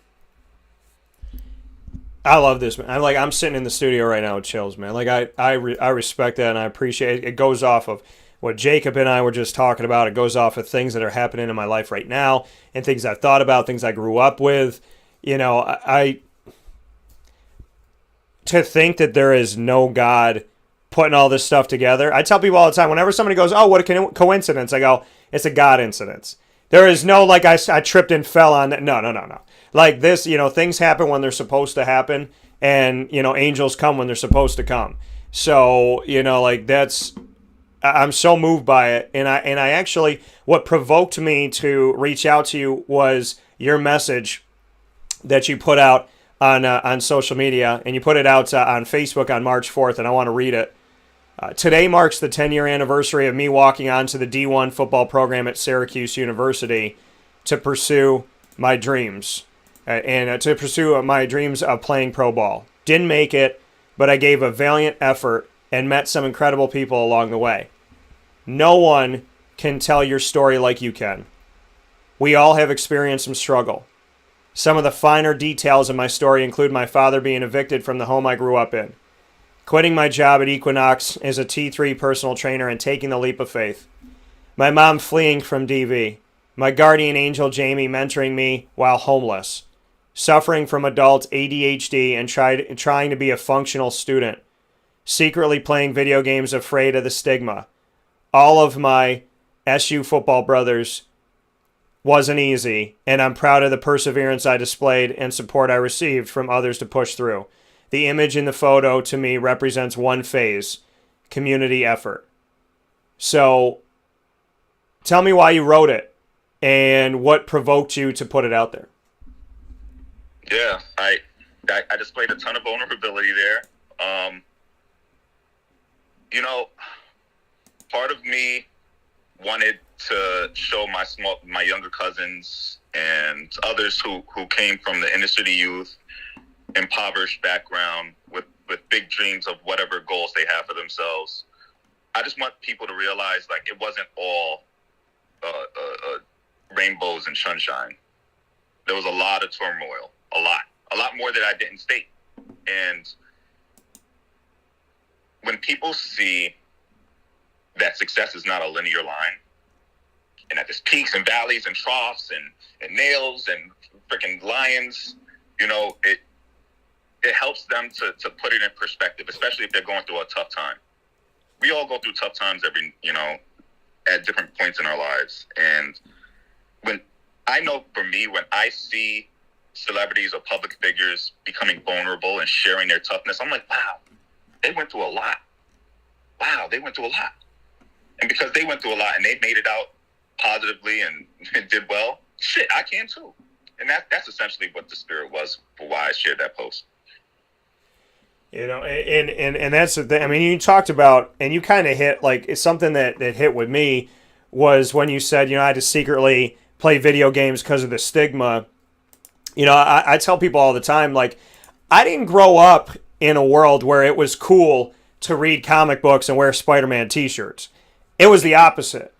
And, you know, so I said when I read comic books, I had to be sitting in a corner, crouched down away from everybody with my social studies book out and my Spider-Man comic book within it. I couldn't bring my comic books to high school. I couldn't. And that was the thing, too, is like, I played basketball. I played sports. I wasn't, you know, like, I was a kid that, you know, I did a lot of different things. I was good in school. Plus, I played sports and I read comics. So I went to a school that was all about cliques, and I didn't fit into any of them, which is probably why. Any clique, because you were so unique, I can relate. Yeah, and that's the thing, man. Like, it's like you're like everybody's acquaintance, but like nobody's friend, because like people wanted to put you somewhere. Like, I look back on my high school days, I'm not friends with like really anybody there. Like, it's just people listen to the show, people be nice about stuff and whatnot, but like I didn't fit in with the jocks. I didn't fit in with the nerds. I didn't fit in with the this or that. And I didn't even like calling any of that stuff that, but that's what they called it. And at the same time, like the school that I went to, we had 700 some odd students from 7th to 12th grade. We had 2 African-American students. Like, Wow. it was such a weird dynamic, and now it's different there. I don't think it's different there. Like they said, the attitudes are still the same, but like the colors are different. But like it's just, to me, I was around things that didn't make sense to me. I didn't understand racism. I didn't understand prejudice. I didn't understand sexism. I didn't understand not taking somebody for who they are. Not liking somebody because they like comic books or they like to read or they like ballet or whatever. So I can totally, when I read that line just now about the video games, you know, growing up reading comic books, I had to like do it as a kid at my grandma's house and was always wondering like who's going to think I'm weird or I'm strange or I'm undateable because Absolutely. because I like this stuff. And nowadays it's like Marvel. It's pop culture now. Right. Isn't it crazy how it's gone full 180? And it's so, and the thing is, and I tell guys all the time now, like, if you go to school and there's a girl in your class that wears a Spider-Man tank top, marry that girl. Like, you know what I mean? Because, like, back in the day, there was none of that going on at all. I would love to be a kid right now seeing girls with Captain Marvel and Black Panther and Captain America, and, like, I'd be all over that noise. And so, like, I mean, it has gone a total 180, but I guess what it showed you, Chris, and what it showed me is you never had to hide your video games, and I never had to hide my comic books because you got to be who you are. And it took a long, long, long road to find out that it was okay to be me. And, you know, and I'm still learning every day, and I'm sure you are too, but from one redheaded stepchild to another, man, welcome to the party. Hey, we got T-shirts and keychains. We'll make it happen, brother. We'll make it happen. But I mean, nobody should ever feel out of place, and I love, you know, talking about faith and having that open space, because the biggest, most notable redheaded stepchild of the history of anything is Jesus Christ. I mean, he did everything he was supposed to do. He was perfect, and it's so hard for me to think of that because I want to be so selfish and I want to be so ego and I want to be so human. When this girl and I don't work out, when this job, you know, in the past didn't work out before I started my company, when this and that, like, I want to complain, and then I'm like, Dan, that man was perfect. He got stoned, spit on, thorns on his head, carrying a cross, nailed to that cross, left in the sun, died in the sun. Like, whatever you're going through won't even be a 1/100th, 1,000th, 1/1000th of what he went through, but in the moment, you want to complain, and you don't want to think about Jesus. But if you think about it, it's like, if they condemned a perfect person, then why wouldn't they condemn somebody who's a good person who's not perfect? You know what I mean? Who's not perfect. Man. Woo. Can the church get a hallelujah? Hallelujah, man. But you know what I mean? Like, if you put life into perspective, which we don't, and I fight it all the time, if we put life, I'm guilty of it too. Right, you know, like if we put life into perspective, if every day I complain about anything that I complain about, and I said Jesus died on a cross, that should end my discussion. It really should. When you put it in such easy to digest terms, you really should. But you know, I think you're right. I think we let ego and pride get in control, and ego and pride are probably one of the most self-sabotaging attributes we can have as people. All of the greatest people who, you know, probably had something really phenomenal and their kingdom came crashing down was usually as a result of pride and ego. Yeah. Most commonly. Well, what do they say, man? They always say that pride before the fall. Pride before the fall. You know, and that's the thing. And I tell people all the time, I'm like, listen, you can't take Instagram to heaven. You can't take money to heaven. You can't take your cars to heaven. Like, you can only take like, in my opinion, the only thing you can take to heaven is the memories you have and how you treated others. Like, that's all you can take. How are you to yourself? How are you to other people? And what memories did you have? The intangibles.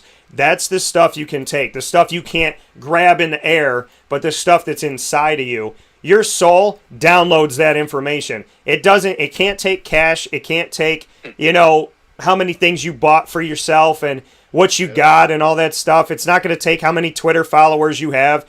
It's only going to take what you downloaded onto it, and that's how you treated people, how you treated yourself, how you lived your life. That is the only currency in heaven. It's your soul. Powerful. So, Powerful. so how you been living, man? Going off of that, what can you tell me about Chris McKenzie's soul? Yeah, so for me right now, I'm at a unique point in my life where things are. I'm starting. You know that song?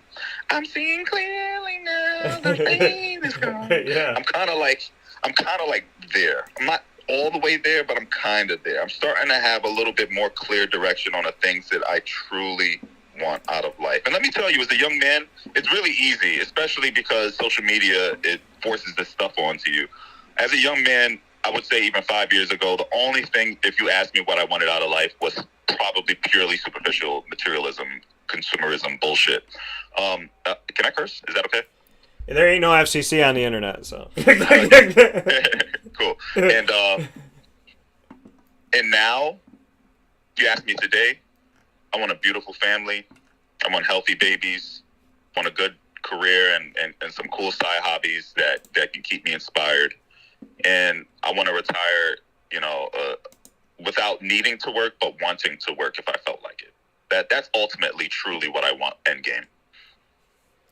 And I love that when you said not needing to work, but wanting to, because so many people, and I thought this when I was going through the airport. I think I was in Chicago, and I was going through the airport, and I saw this one person, like this one lady dressed to the nines, all dressed up for work, and she's sitting there and she's like eating her salad, and then she got to go. And then there's a guy, the guy that's always in the suit that's like on the phone while he's eating and talking and yelling at this guy and freaking out, and like every second of his life is on the phone trying to figure something out and make a sale. And I thought to myself, I'm like, these people got a ton of money probably, and they take an 8-day vacation once a year to get away from a world that they don't want to live in. So the world that stresses them out gives them the money to go have fun for 8 days. My work is my vacation. I don't work a day in my life. So as I go through the airport strolling with my bag, I'm like, man, I'm doing what I love. I'm loving what I do. And when I go cover the Jaguars, I go to Disney the next day.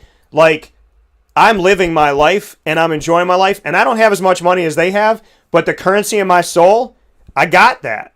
And you know what I mean? Like, you're rich. And my grandfather always, he loved this song, I Want to Be Rich by Calloway. And the song makes you think it's something that it's not until it hits a different way. And it says, I want to be, it keeps talking about, I want a pie in the sky, I want this, I want that. And then it says, I want to be rich repeatedly. And then it ends the hook with, I want to be rich, filled with love, peace, and happiness.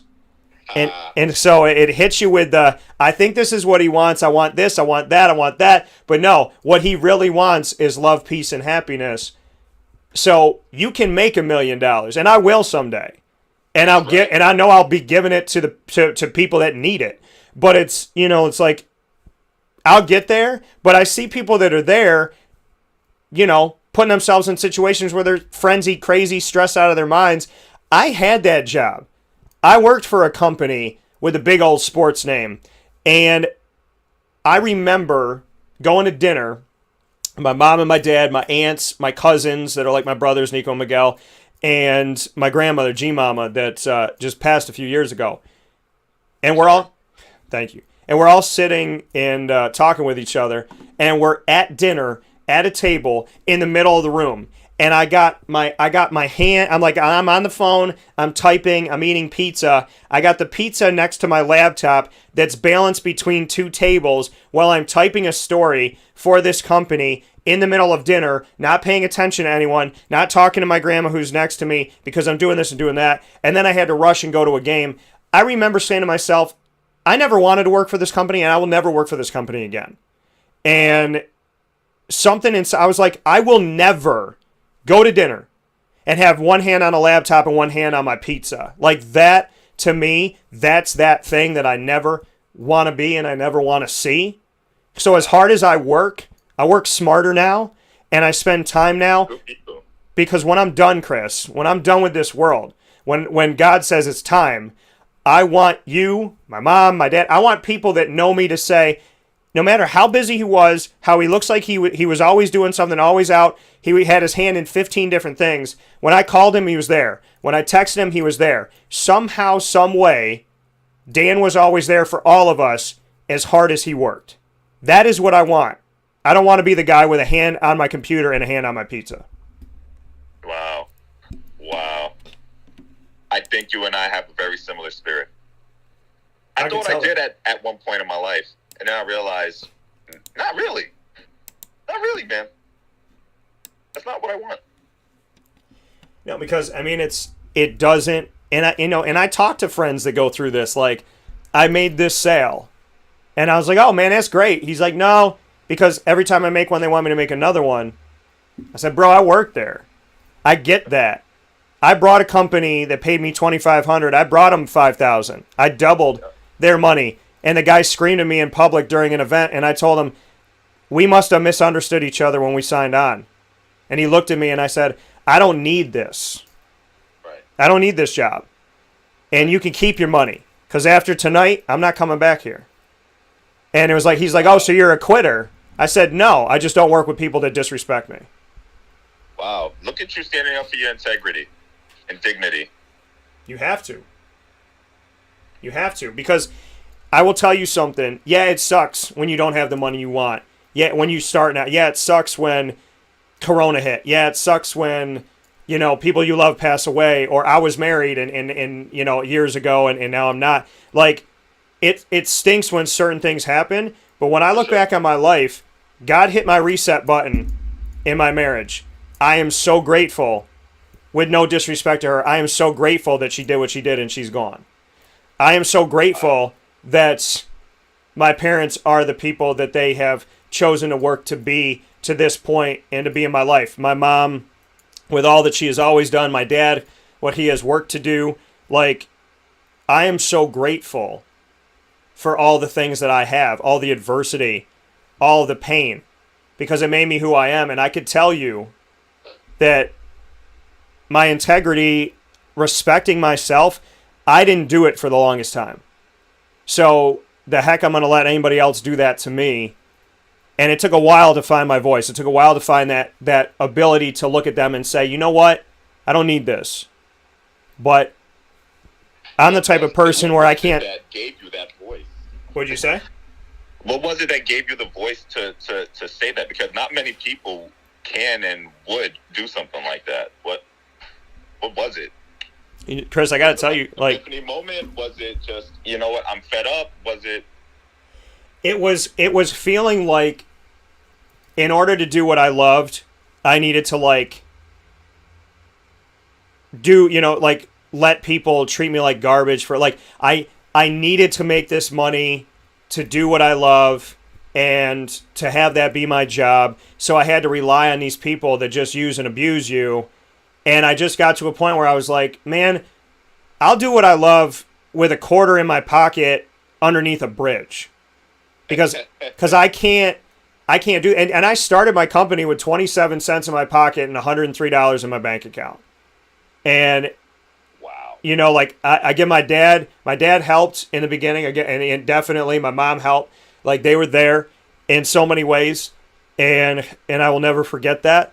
But the thing is, man, like, that day, going back to that instance, I just thought to myself, like, man, I don't want to be the guy that does anything for money and disrespects himself and goes through all this, have people swear at him, make promises I can't keep. Like, I can't stomach that. I can't sleep with that.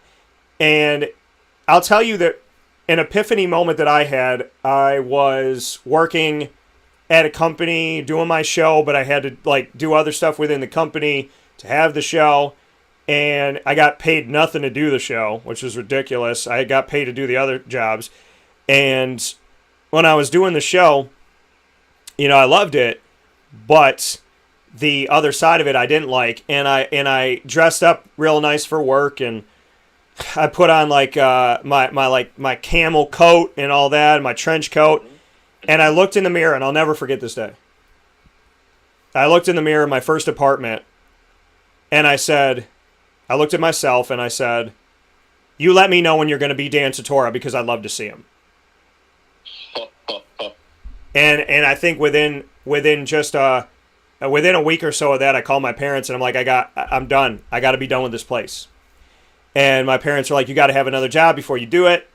And I struggled to oblige that, but I wanted to be me. And nowadays, and I feel blessed by God that I have the, monetary ability to do this, and I've had this, but like when I haven't, I've still done it.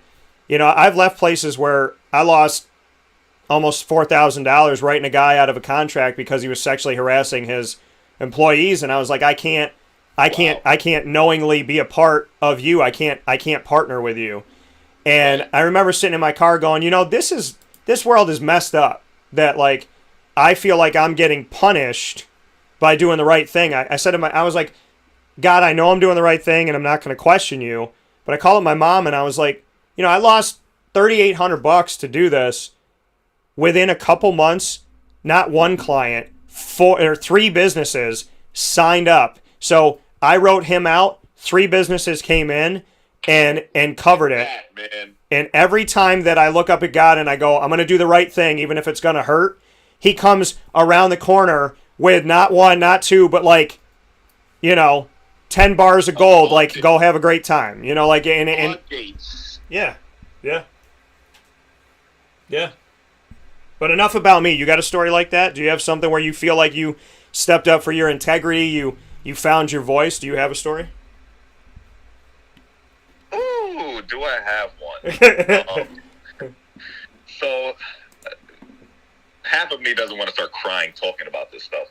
But for a long time, especially as a young male, we have our ego, and I was driven by ego for a very long time. I think my moment of truth was actually at Syracuse. So at Q's, I was a walk-on, but my walk-on story was a little unconventional because I came from a JUCO without anyone even knowing. I just showed up on Syracuse campus one day. I enrolled into to Syracuse. They accepted me. I enrolled, and I just showed up at Doug Marone's door basically at 6 a.m.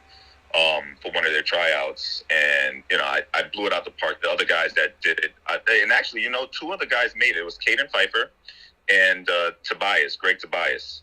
So it was us 3 that made the team, and then maybe 10 or 20 other guys. And at that moment when we got the, hey, you're on the team, can you make this work out, et cetera, and we're going to implement you into the program.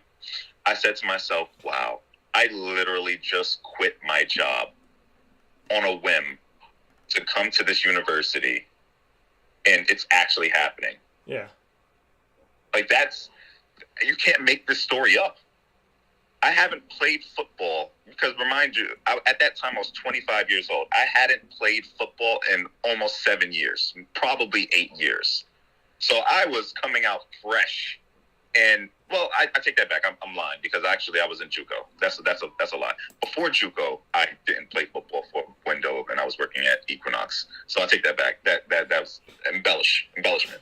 But between JUCO to Syracuse, getting the you're on the team letter, and just sitting in my room, just letting it all resonate, and just saying to myself, if I trust God, anything can happen. Anything can happen. And that was really, truly that moment of truth moment that I had, that now anytime I get into situations that are similar to that, where I think I'm in a good place, but I could be in a much better place if I just trust God. Yeah. That happen. And I mean, Chris, it's such an interesting world, that we live in today, because, it's systematically people have tried to take God out of the world. And I always tell people, whether you believe or not, look at the parallel. And the more we've taken God out, look at how crazy the world's become. Literally. So, like, the one thing that you can... What'd you say? What'd you say? Just last night, there was another mass shooting. Yeah. 10 people dead. Lost family members, moms, brothers, sisters. Yeah. Sad. And, you know, it's like, well, we want to take them off the money. We want to take them out of the Pledge of Allegiance. We don't want to stand. We don't want to do this. We're not going to have crosses in the building. We're not going to... The more that this world goes in that... I mean, and I tell people, whether you believe or not, just look. When I was a kid, if you didn't believe in God, there was one. In an entire classroom, there was one. You get slapped upside the head if you didn't stand up for the Pledge of Allegiance, if you didn't do this and that. Like, you know, if you didn't say one nation under God, you got in trouble. You got mouth rinsed out with soap. Like, when I feel like I was a kid 100 years ago. And I tell people all the time, Chris, like, I have a Captain America complex. I feel like a man out of time. I was growing up, and life was about chivalry, kindness, goodness, faith, God, go to church, be a good person, get married, honor one person, like all that stuff. Be a good parent, you know, work hard, treat others the way you want to be treated. All of that stuff was there, and now I feel like I crashed. I feel like I crashed my ship into ice. They thawed me out, brought me out here in the 21st century, and you might as well put me on Venus or Mars or something like that. Because this world looks totally different. Like, if a bunch of people just took their faces off and were aliens, it would make more sense to me at this point. I'll be honest, the use of pronouns to describe yourself has been an unusual thing to adapt to say the least. There have been dramatic changes in the way that we do life, the way that we communicate, and just social media interactions that have left me wondering, like, man, am I a boomer? Like, what is happening right now? I really have to adapt to this new world that, you know, I'm totally uncomfortable with. But then it reminds me of what we talked about at the beginning of this conversation about the gentrification and, like, adapt and change. Like, it is change, and it's scary. It's scary. It's so scary because at any moment you feel like you can be canceled for something that you said that you didn't even mean, but someone misinterpreted the wrong way. And, you know, we just got to adapt and trust that this direction that our country's going in is, I guess, the right one. I don't know. But as long as I'm impacting the people around me in my immediate circle, that's what it's all about for me, man. Like, my dog and my wife are in front of me right now. She's, like, cleaning his paws. They just came from a walk. Like, this is the stuff that matters to me. And, you know, we'll eventually have children, and I'll try to raise them right and fill them with as much love and knowledge as I can give them. And then it'll be up to them to decide what they want to do with the rest of their lives. But, yeah, at the end of the day, it's going to be a tough adapting to this new world. And it's going to consistently be like that with every generation that comes, you know? Yeah, our boomers our grandparents had to adapt to our parents' way of living, and then our parents have to adapt to the way that we live, and now we're gonna have to adapt to this new generation of children, and inverse, you know, it's just generational changes comes with pain, I guess. Yeah, you know, we gotta, you know, I mean, growing pains, man. You know, like when we were growing as kids, it doesn't feel good. It hurt. It was weird. I remember laying in bed going, why are my legs down there? You know what I mean?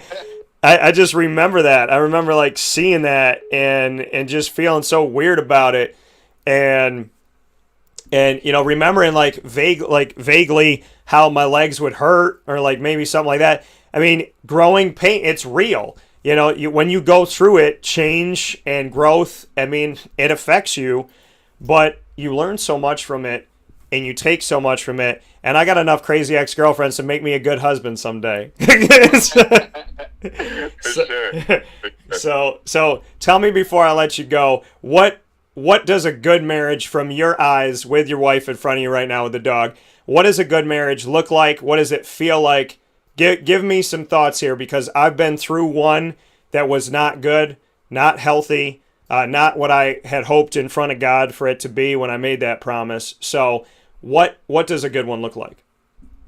Man, I truly don't know. Whenever you know how when you ask people and people are very proud about it, or they share like, hey, I've been married for 25 years, I've been married for 30 years, I've been married for 35 years. I'm always genuinely fascinated because like, how in the hell did you make it that long Yeah. with one person? And it's almost like the same answer all of the time. Like, I respect their space.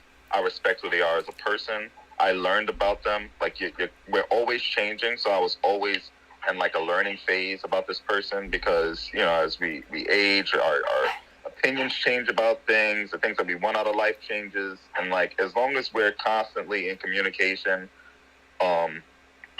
about the things that we're going through, either emotionally, spiritually, physically, financially, and we're both on the same page, like, hey, we're in this together. It's not like me versus you. It's cooperative, not competitive. Yeah. I feel like those are the commonalities that I've seen in all those people that brag about their extremely long marriages, that I think that it's a decent blueprint for me to follow. I love that. Cooperative, not competitive. I like that. So I want to, the final piece that we do every Tuesday is the ingredients to success, brought to you by Avicolli's on the corner of Route 57 and Wetzel Road in Liverpool, New York. And Chris, I would love for you to be a part of this. So the ingredients to success is going to bond with rapid fire. We've talked about a lot of stuff today. So rapid fire puts me on the hot seat. It's when my interviewee becomes the interviewer. So the ingredients to success is, I would say today's topic, because rapid fire is involved and I'm on the hot seat, the topic for the ingredients to success brought to you by Avicolli's is being comfortable, getting comfortable, being uncomfortable. So I'm on the hot seat, finding comfort in being uncomfortable. You can ask me any 4 questions in the world. They could have to do with literally anything, just like our conversation has. Fire when ready. All right. Dragon Ball Z or Naruto? Oh, man. I don't, the thing is, I never really got into them. So. Oh, no. Okay. All right. All right. Can I retract my question? You can retract. Yeah, you can retract. All right. Captain America. Right. Or Spider-Man? Killing me, bro. So I would say I have the Captain America complex. I have the Captain America belief in God, morality, finding one person, treating that person right, doing right the first time, every time. So all of that, yes. But my favorite character of all time since I was a little kid, and I say to God all the time, I'll flick my wrist and I'll go, someday a web's going to come out. I know it. I'm going to freak out when it happens, but I'm like, God, can I just be Spider-Man for 24 hours? And I know that with great power comes great... What'd you say? Kill some buildings? Yeah, I was like, I know the great power comes with great responsibility, so if it's 24 hours, I know he's going to be like, well, you asked for it, there's a consequence, you got to fight some crime. I'd be like, listen, I'm ready, but as I said before, because I got to be in the Amazing Spider-Man 2 movie as an extra, and I actually made the screen...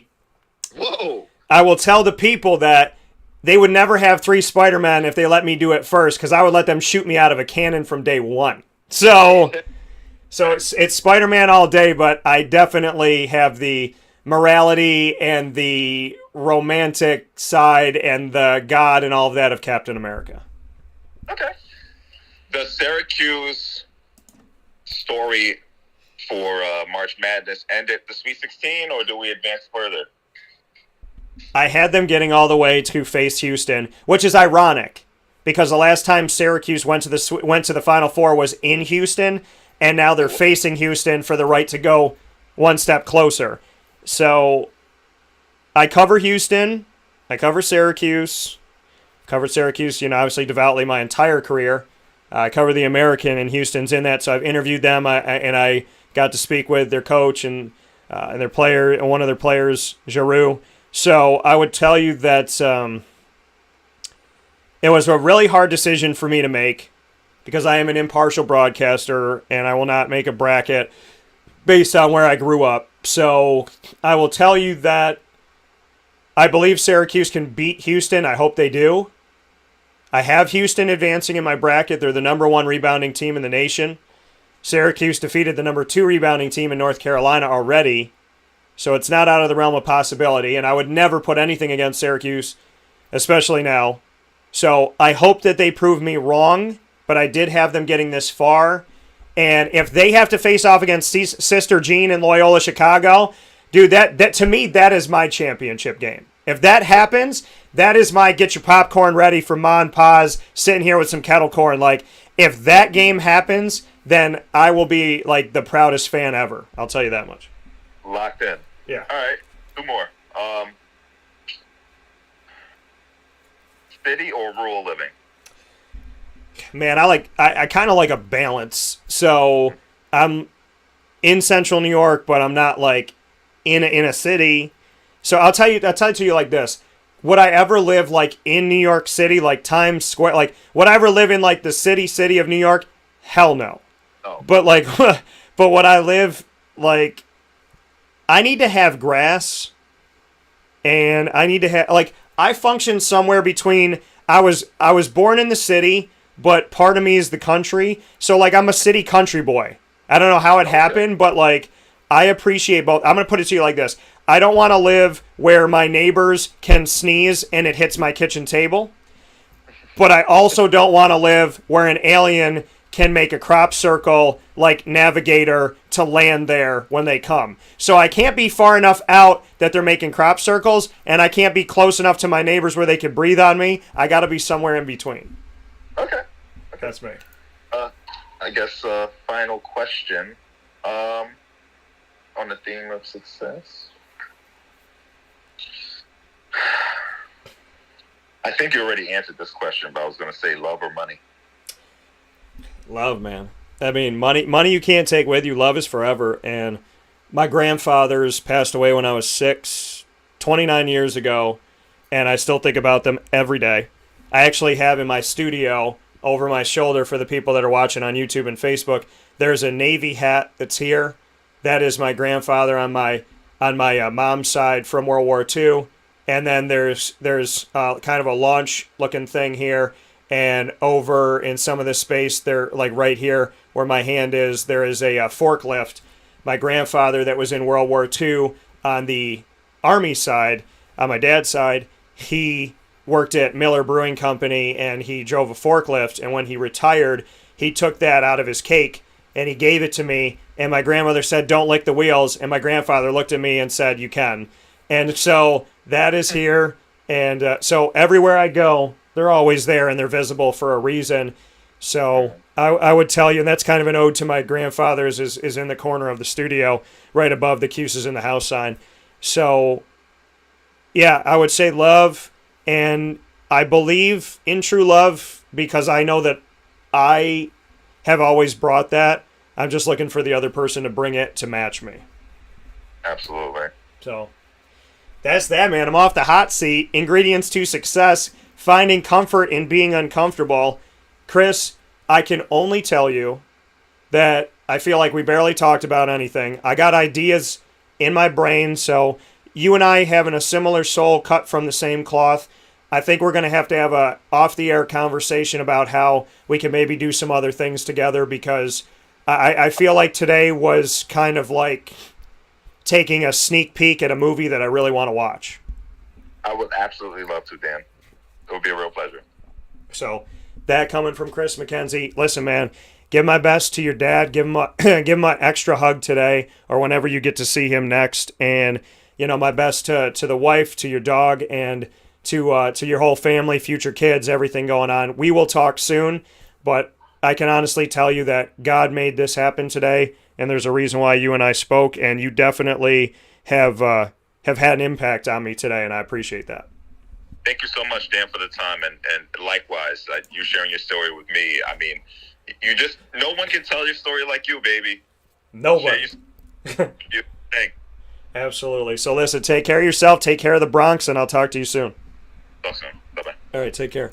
That coming from Chris McKenzie one more time on Wake Up Call with Dan Tortora. Definitely appreciate him being here and having some fun with us where sports meets that thing called life. So we'll take a final step aside here, folks, for a fast break to wrap up today's show.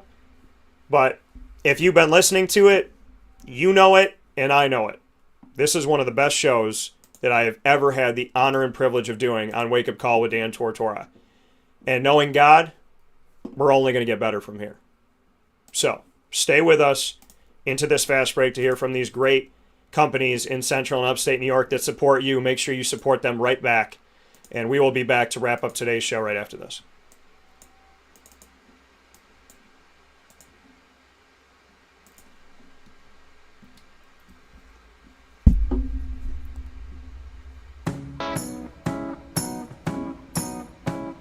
In these unique times, there are those in our community that give us a sense of normalcy and positivity. Pizza Man on 50 Oswego Street in Baldwinsville has been here for you for over 35 years and is here now.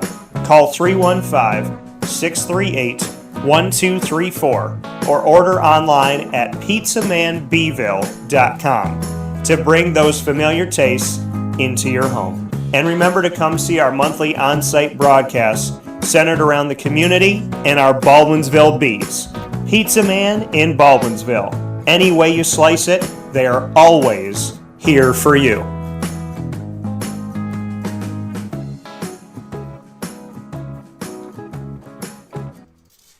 I'm George Townsend of Honda City with some good advice when buying a new car. The true cost of owning a new car is determined by the appraised value when you trade it. No vehicle appraises higher than a Honda. Next, look for low APRs and deep discounts. You also want low maintenance costs and great fuel economy. That's why my advice to you is to buy a new Honda. Looking pre-owned, visit our Honda Certified Used Car Center. Honda City, 7140 Henry Clay Boulevard, Liverpool, or HondaCity-CNY.com. It would be a pity if you don't shop at Honda City. This is Jimmer Sikowski, owner-operator of Chick-fil-A Cicero, 7916 Brewerton Road in Cicero, right in front of the Home Depot. I had a deep feeling that God wanted me to do something bigger with my life and to help people, help others. He kept putting Chick-fil-A in my life, and I realized as I was going through the franchise selection process that positively impacting the lives of others was really core to what we do here at Chick-fil-A. First of all, it starts with the food. The food is brought in fresh daily. We bring in local produce. We prepare to order in the kitchen. We hand butter chicken. We hand spin our milkshakes. It's great food. It doesn't taste like fast food. I think the second thing is the way people feel when they come in a Chick-fil-A restaurant. It's different. We try to treat people with intentional kindness here, which is very different and deeper than good customer service. And so I think it feels remarkable for most people to come in a Chick-fil-A restaurant. And then lastly, the impact that we try to have in the community is very different. It's a big part of the expectation of every operator of a Chick-fil-A restaurant is that they're actively engaged in their community, they're a leader in the community, and they're making a difference. When they realize that what we're striving to do is to shine a little light in their life, that's a very, very different experience than you will have in any other quick service restaurant.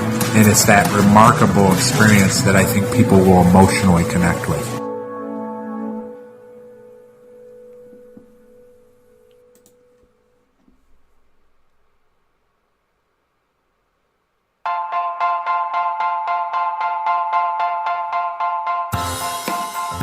Cafe Cabal Mobile Cafe brings the cafe experience to you. We'll roll out to your neighborhood or office, ready to serve our locally crafted espresso bar to our loyal patrons. Inquire at cafecabal.com. Cafe Cabal, coffee for the soul.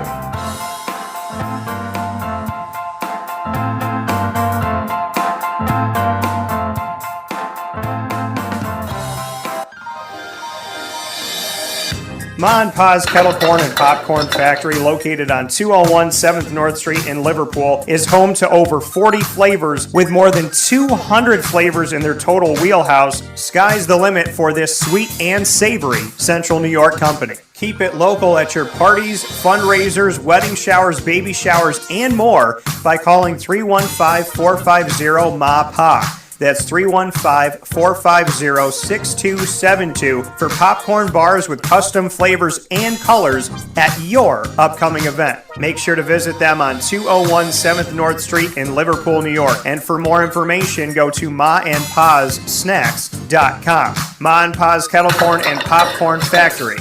How corny are you? The Millhouse Market, located on 3790 New York 13 in Pulaski, New York, is worth the drive every time. Make sure that you download their app on the Google Play or Apple App Store, and you'll have their homemade breads, desserts, quinoa bowls, rice bowls, salads, brick oven pizzas, and sandwiches named after the families that helped to settle today's Pulaski, all at your fingertips, all in an easy way, right there on the app. Contactless pay there as well, and you can tip on the app, set and ready to go. Tuesday through Sunday, you can go to their drive-thru. They are closed on Mondays, 7 a.m. to 8 p.m. Tuesday through Saturday, 7 a.m. to 3 p.m. on Sunday, and on the weekends, their bistro restaurant is open inside. Sunday brunch all day, or pardon me, the whole time from 7 a.m. to 3 p.m., so all throughout lunchtime as well. And of course, Tuesday through Sunday, you can go to their general store to buy local products from local companies that help support our community beyond the Millhouse Market. So many reasons. I don't have to tell you all of them, but I will. The Millhouse Market is absolutely positively worth the drive every time. With that being stated, back here on Wake Up Call with Dan Tortora, I want to thank you all for being a part of today's show. We have been moved. We have talked about this much of sports and this much of life. That is why Wake Up Call is where sports meets life. Jacob, Chris, you touched my soul today. You got me right in the heart and in the mind. So I appreciate that. The ingredients to success brought to you by Avicolli. Chris helped me with that. Gentlemen, you are a pleasure to your loved ones, I am sure, and you're a blessing to me. I hope you have a great day. And to all your loved ones, God bless you. Cafe Kubal, thank you for all you do. Studio partner here with us, and we will be at Cafe Kubal this Thursday to do the show live from Cafe Kubal on 208 North Townsend Street. So come out, get something to eat and drink. We're going to be hanging out in the studio upstairs from the cafe. So you can come dine in, hang out in the cafe. We'll be upstairs doing our thing in their podcast room, which is pretty cool.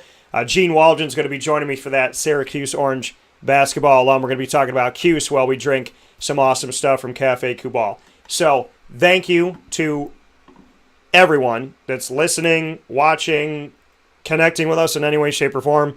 On Facebook at Wake Up Call DT, Twitter at Call DT, and Instagram at Wake Up Call _DT. Of course, you can find me on Facebook and MixLR, YouTube, and wakeupcalldt.com. Our normal broadcast every Monday through Friday from 9 a.m. to 11 a.m. Eastern Time. Watch us on Facebook.com/LiveNowDT, YouTube.com /WakeUpCallDT, on MixLR.com. You can listen /WakeUpCallDT, and on wakeupcalldt.com. Once the shows go live, they get archived as well, and we put them out for you on Stitcher, Spotify, TuneIn, iTunes, YouTube, MixLR, Podbean, and iHeartRadio. All you have to do is search Wake Up Call with Dan Tortora on any one of those outlets to come hang out with us in such a very special way. And, of course, a big thanks to our Central and Upstate New York partners, Cafe Kubal, Carvel DeWitt, more than sponsors. They are partners. Wildcat Sports Pub, where we were last night. Go back and watch those videos with the West Genesee boys basketball team that we did there with the group. Thanks to Fred Kent for helping us to set that up, the head coach of the team, and Danny Tome of the Wildcat. And make sure that you support the Wildcat in our community by calling 315-487-2222. That's 315-487-2222. for curbside pickup, takeout, and delivery. And, of course, you can dine in at the Wildcat and hang out at the bar again, which is beautiful to see, on 3680 Milton Avenue in Camillus, New York. Obviously, drink responsibly. K9 Camp Dog Daycare, Chick-fil-A Cicero, Avicolli's. Use the promo code AVS10 at checkout online, myavicollis.com. Use the promo code AVS10 for 10% off your order.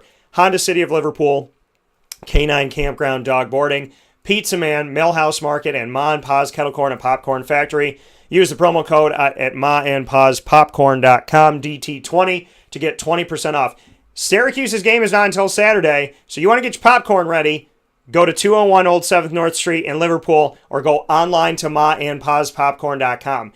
If you live in the area and you can go in the store to pick it up, still go online and order, because you get my 20% off by going online for in-store pickup or delivery. maandpaspopcorn.com. Use my promo code DT20. That's DT20 for 20% off, and I appreciate y'all as always. So, with that being said, God bless, no stress. Do your best. Cafe Kubal Studios, wake-up call, and this kid getting to live his dreams every day by the grace of God, hard work, dedication, and determination, and just loving the skin I'm in. I'll talk to you soon. Be well, everybody.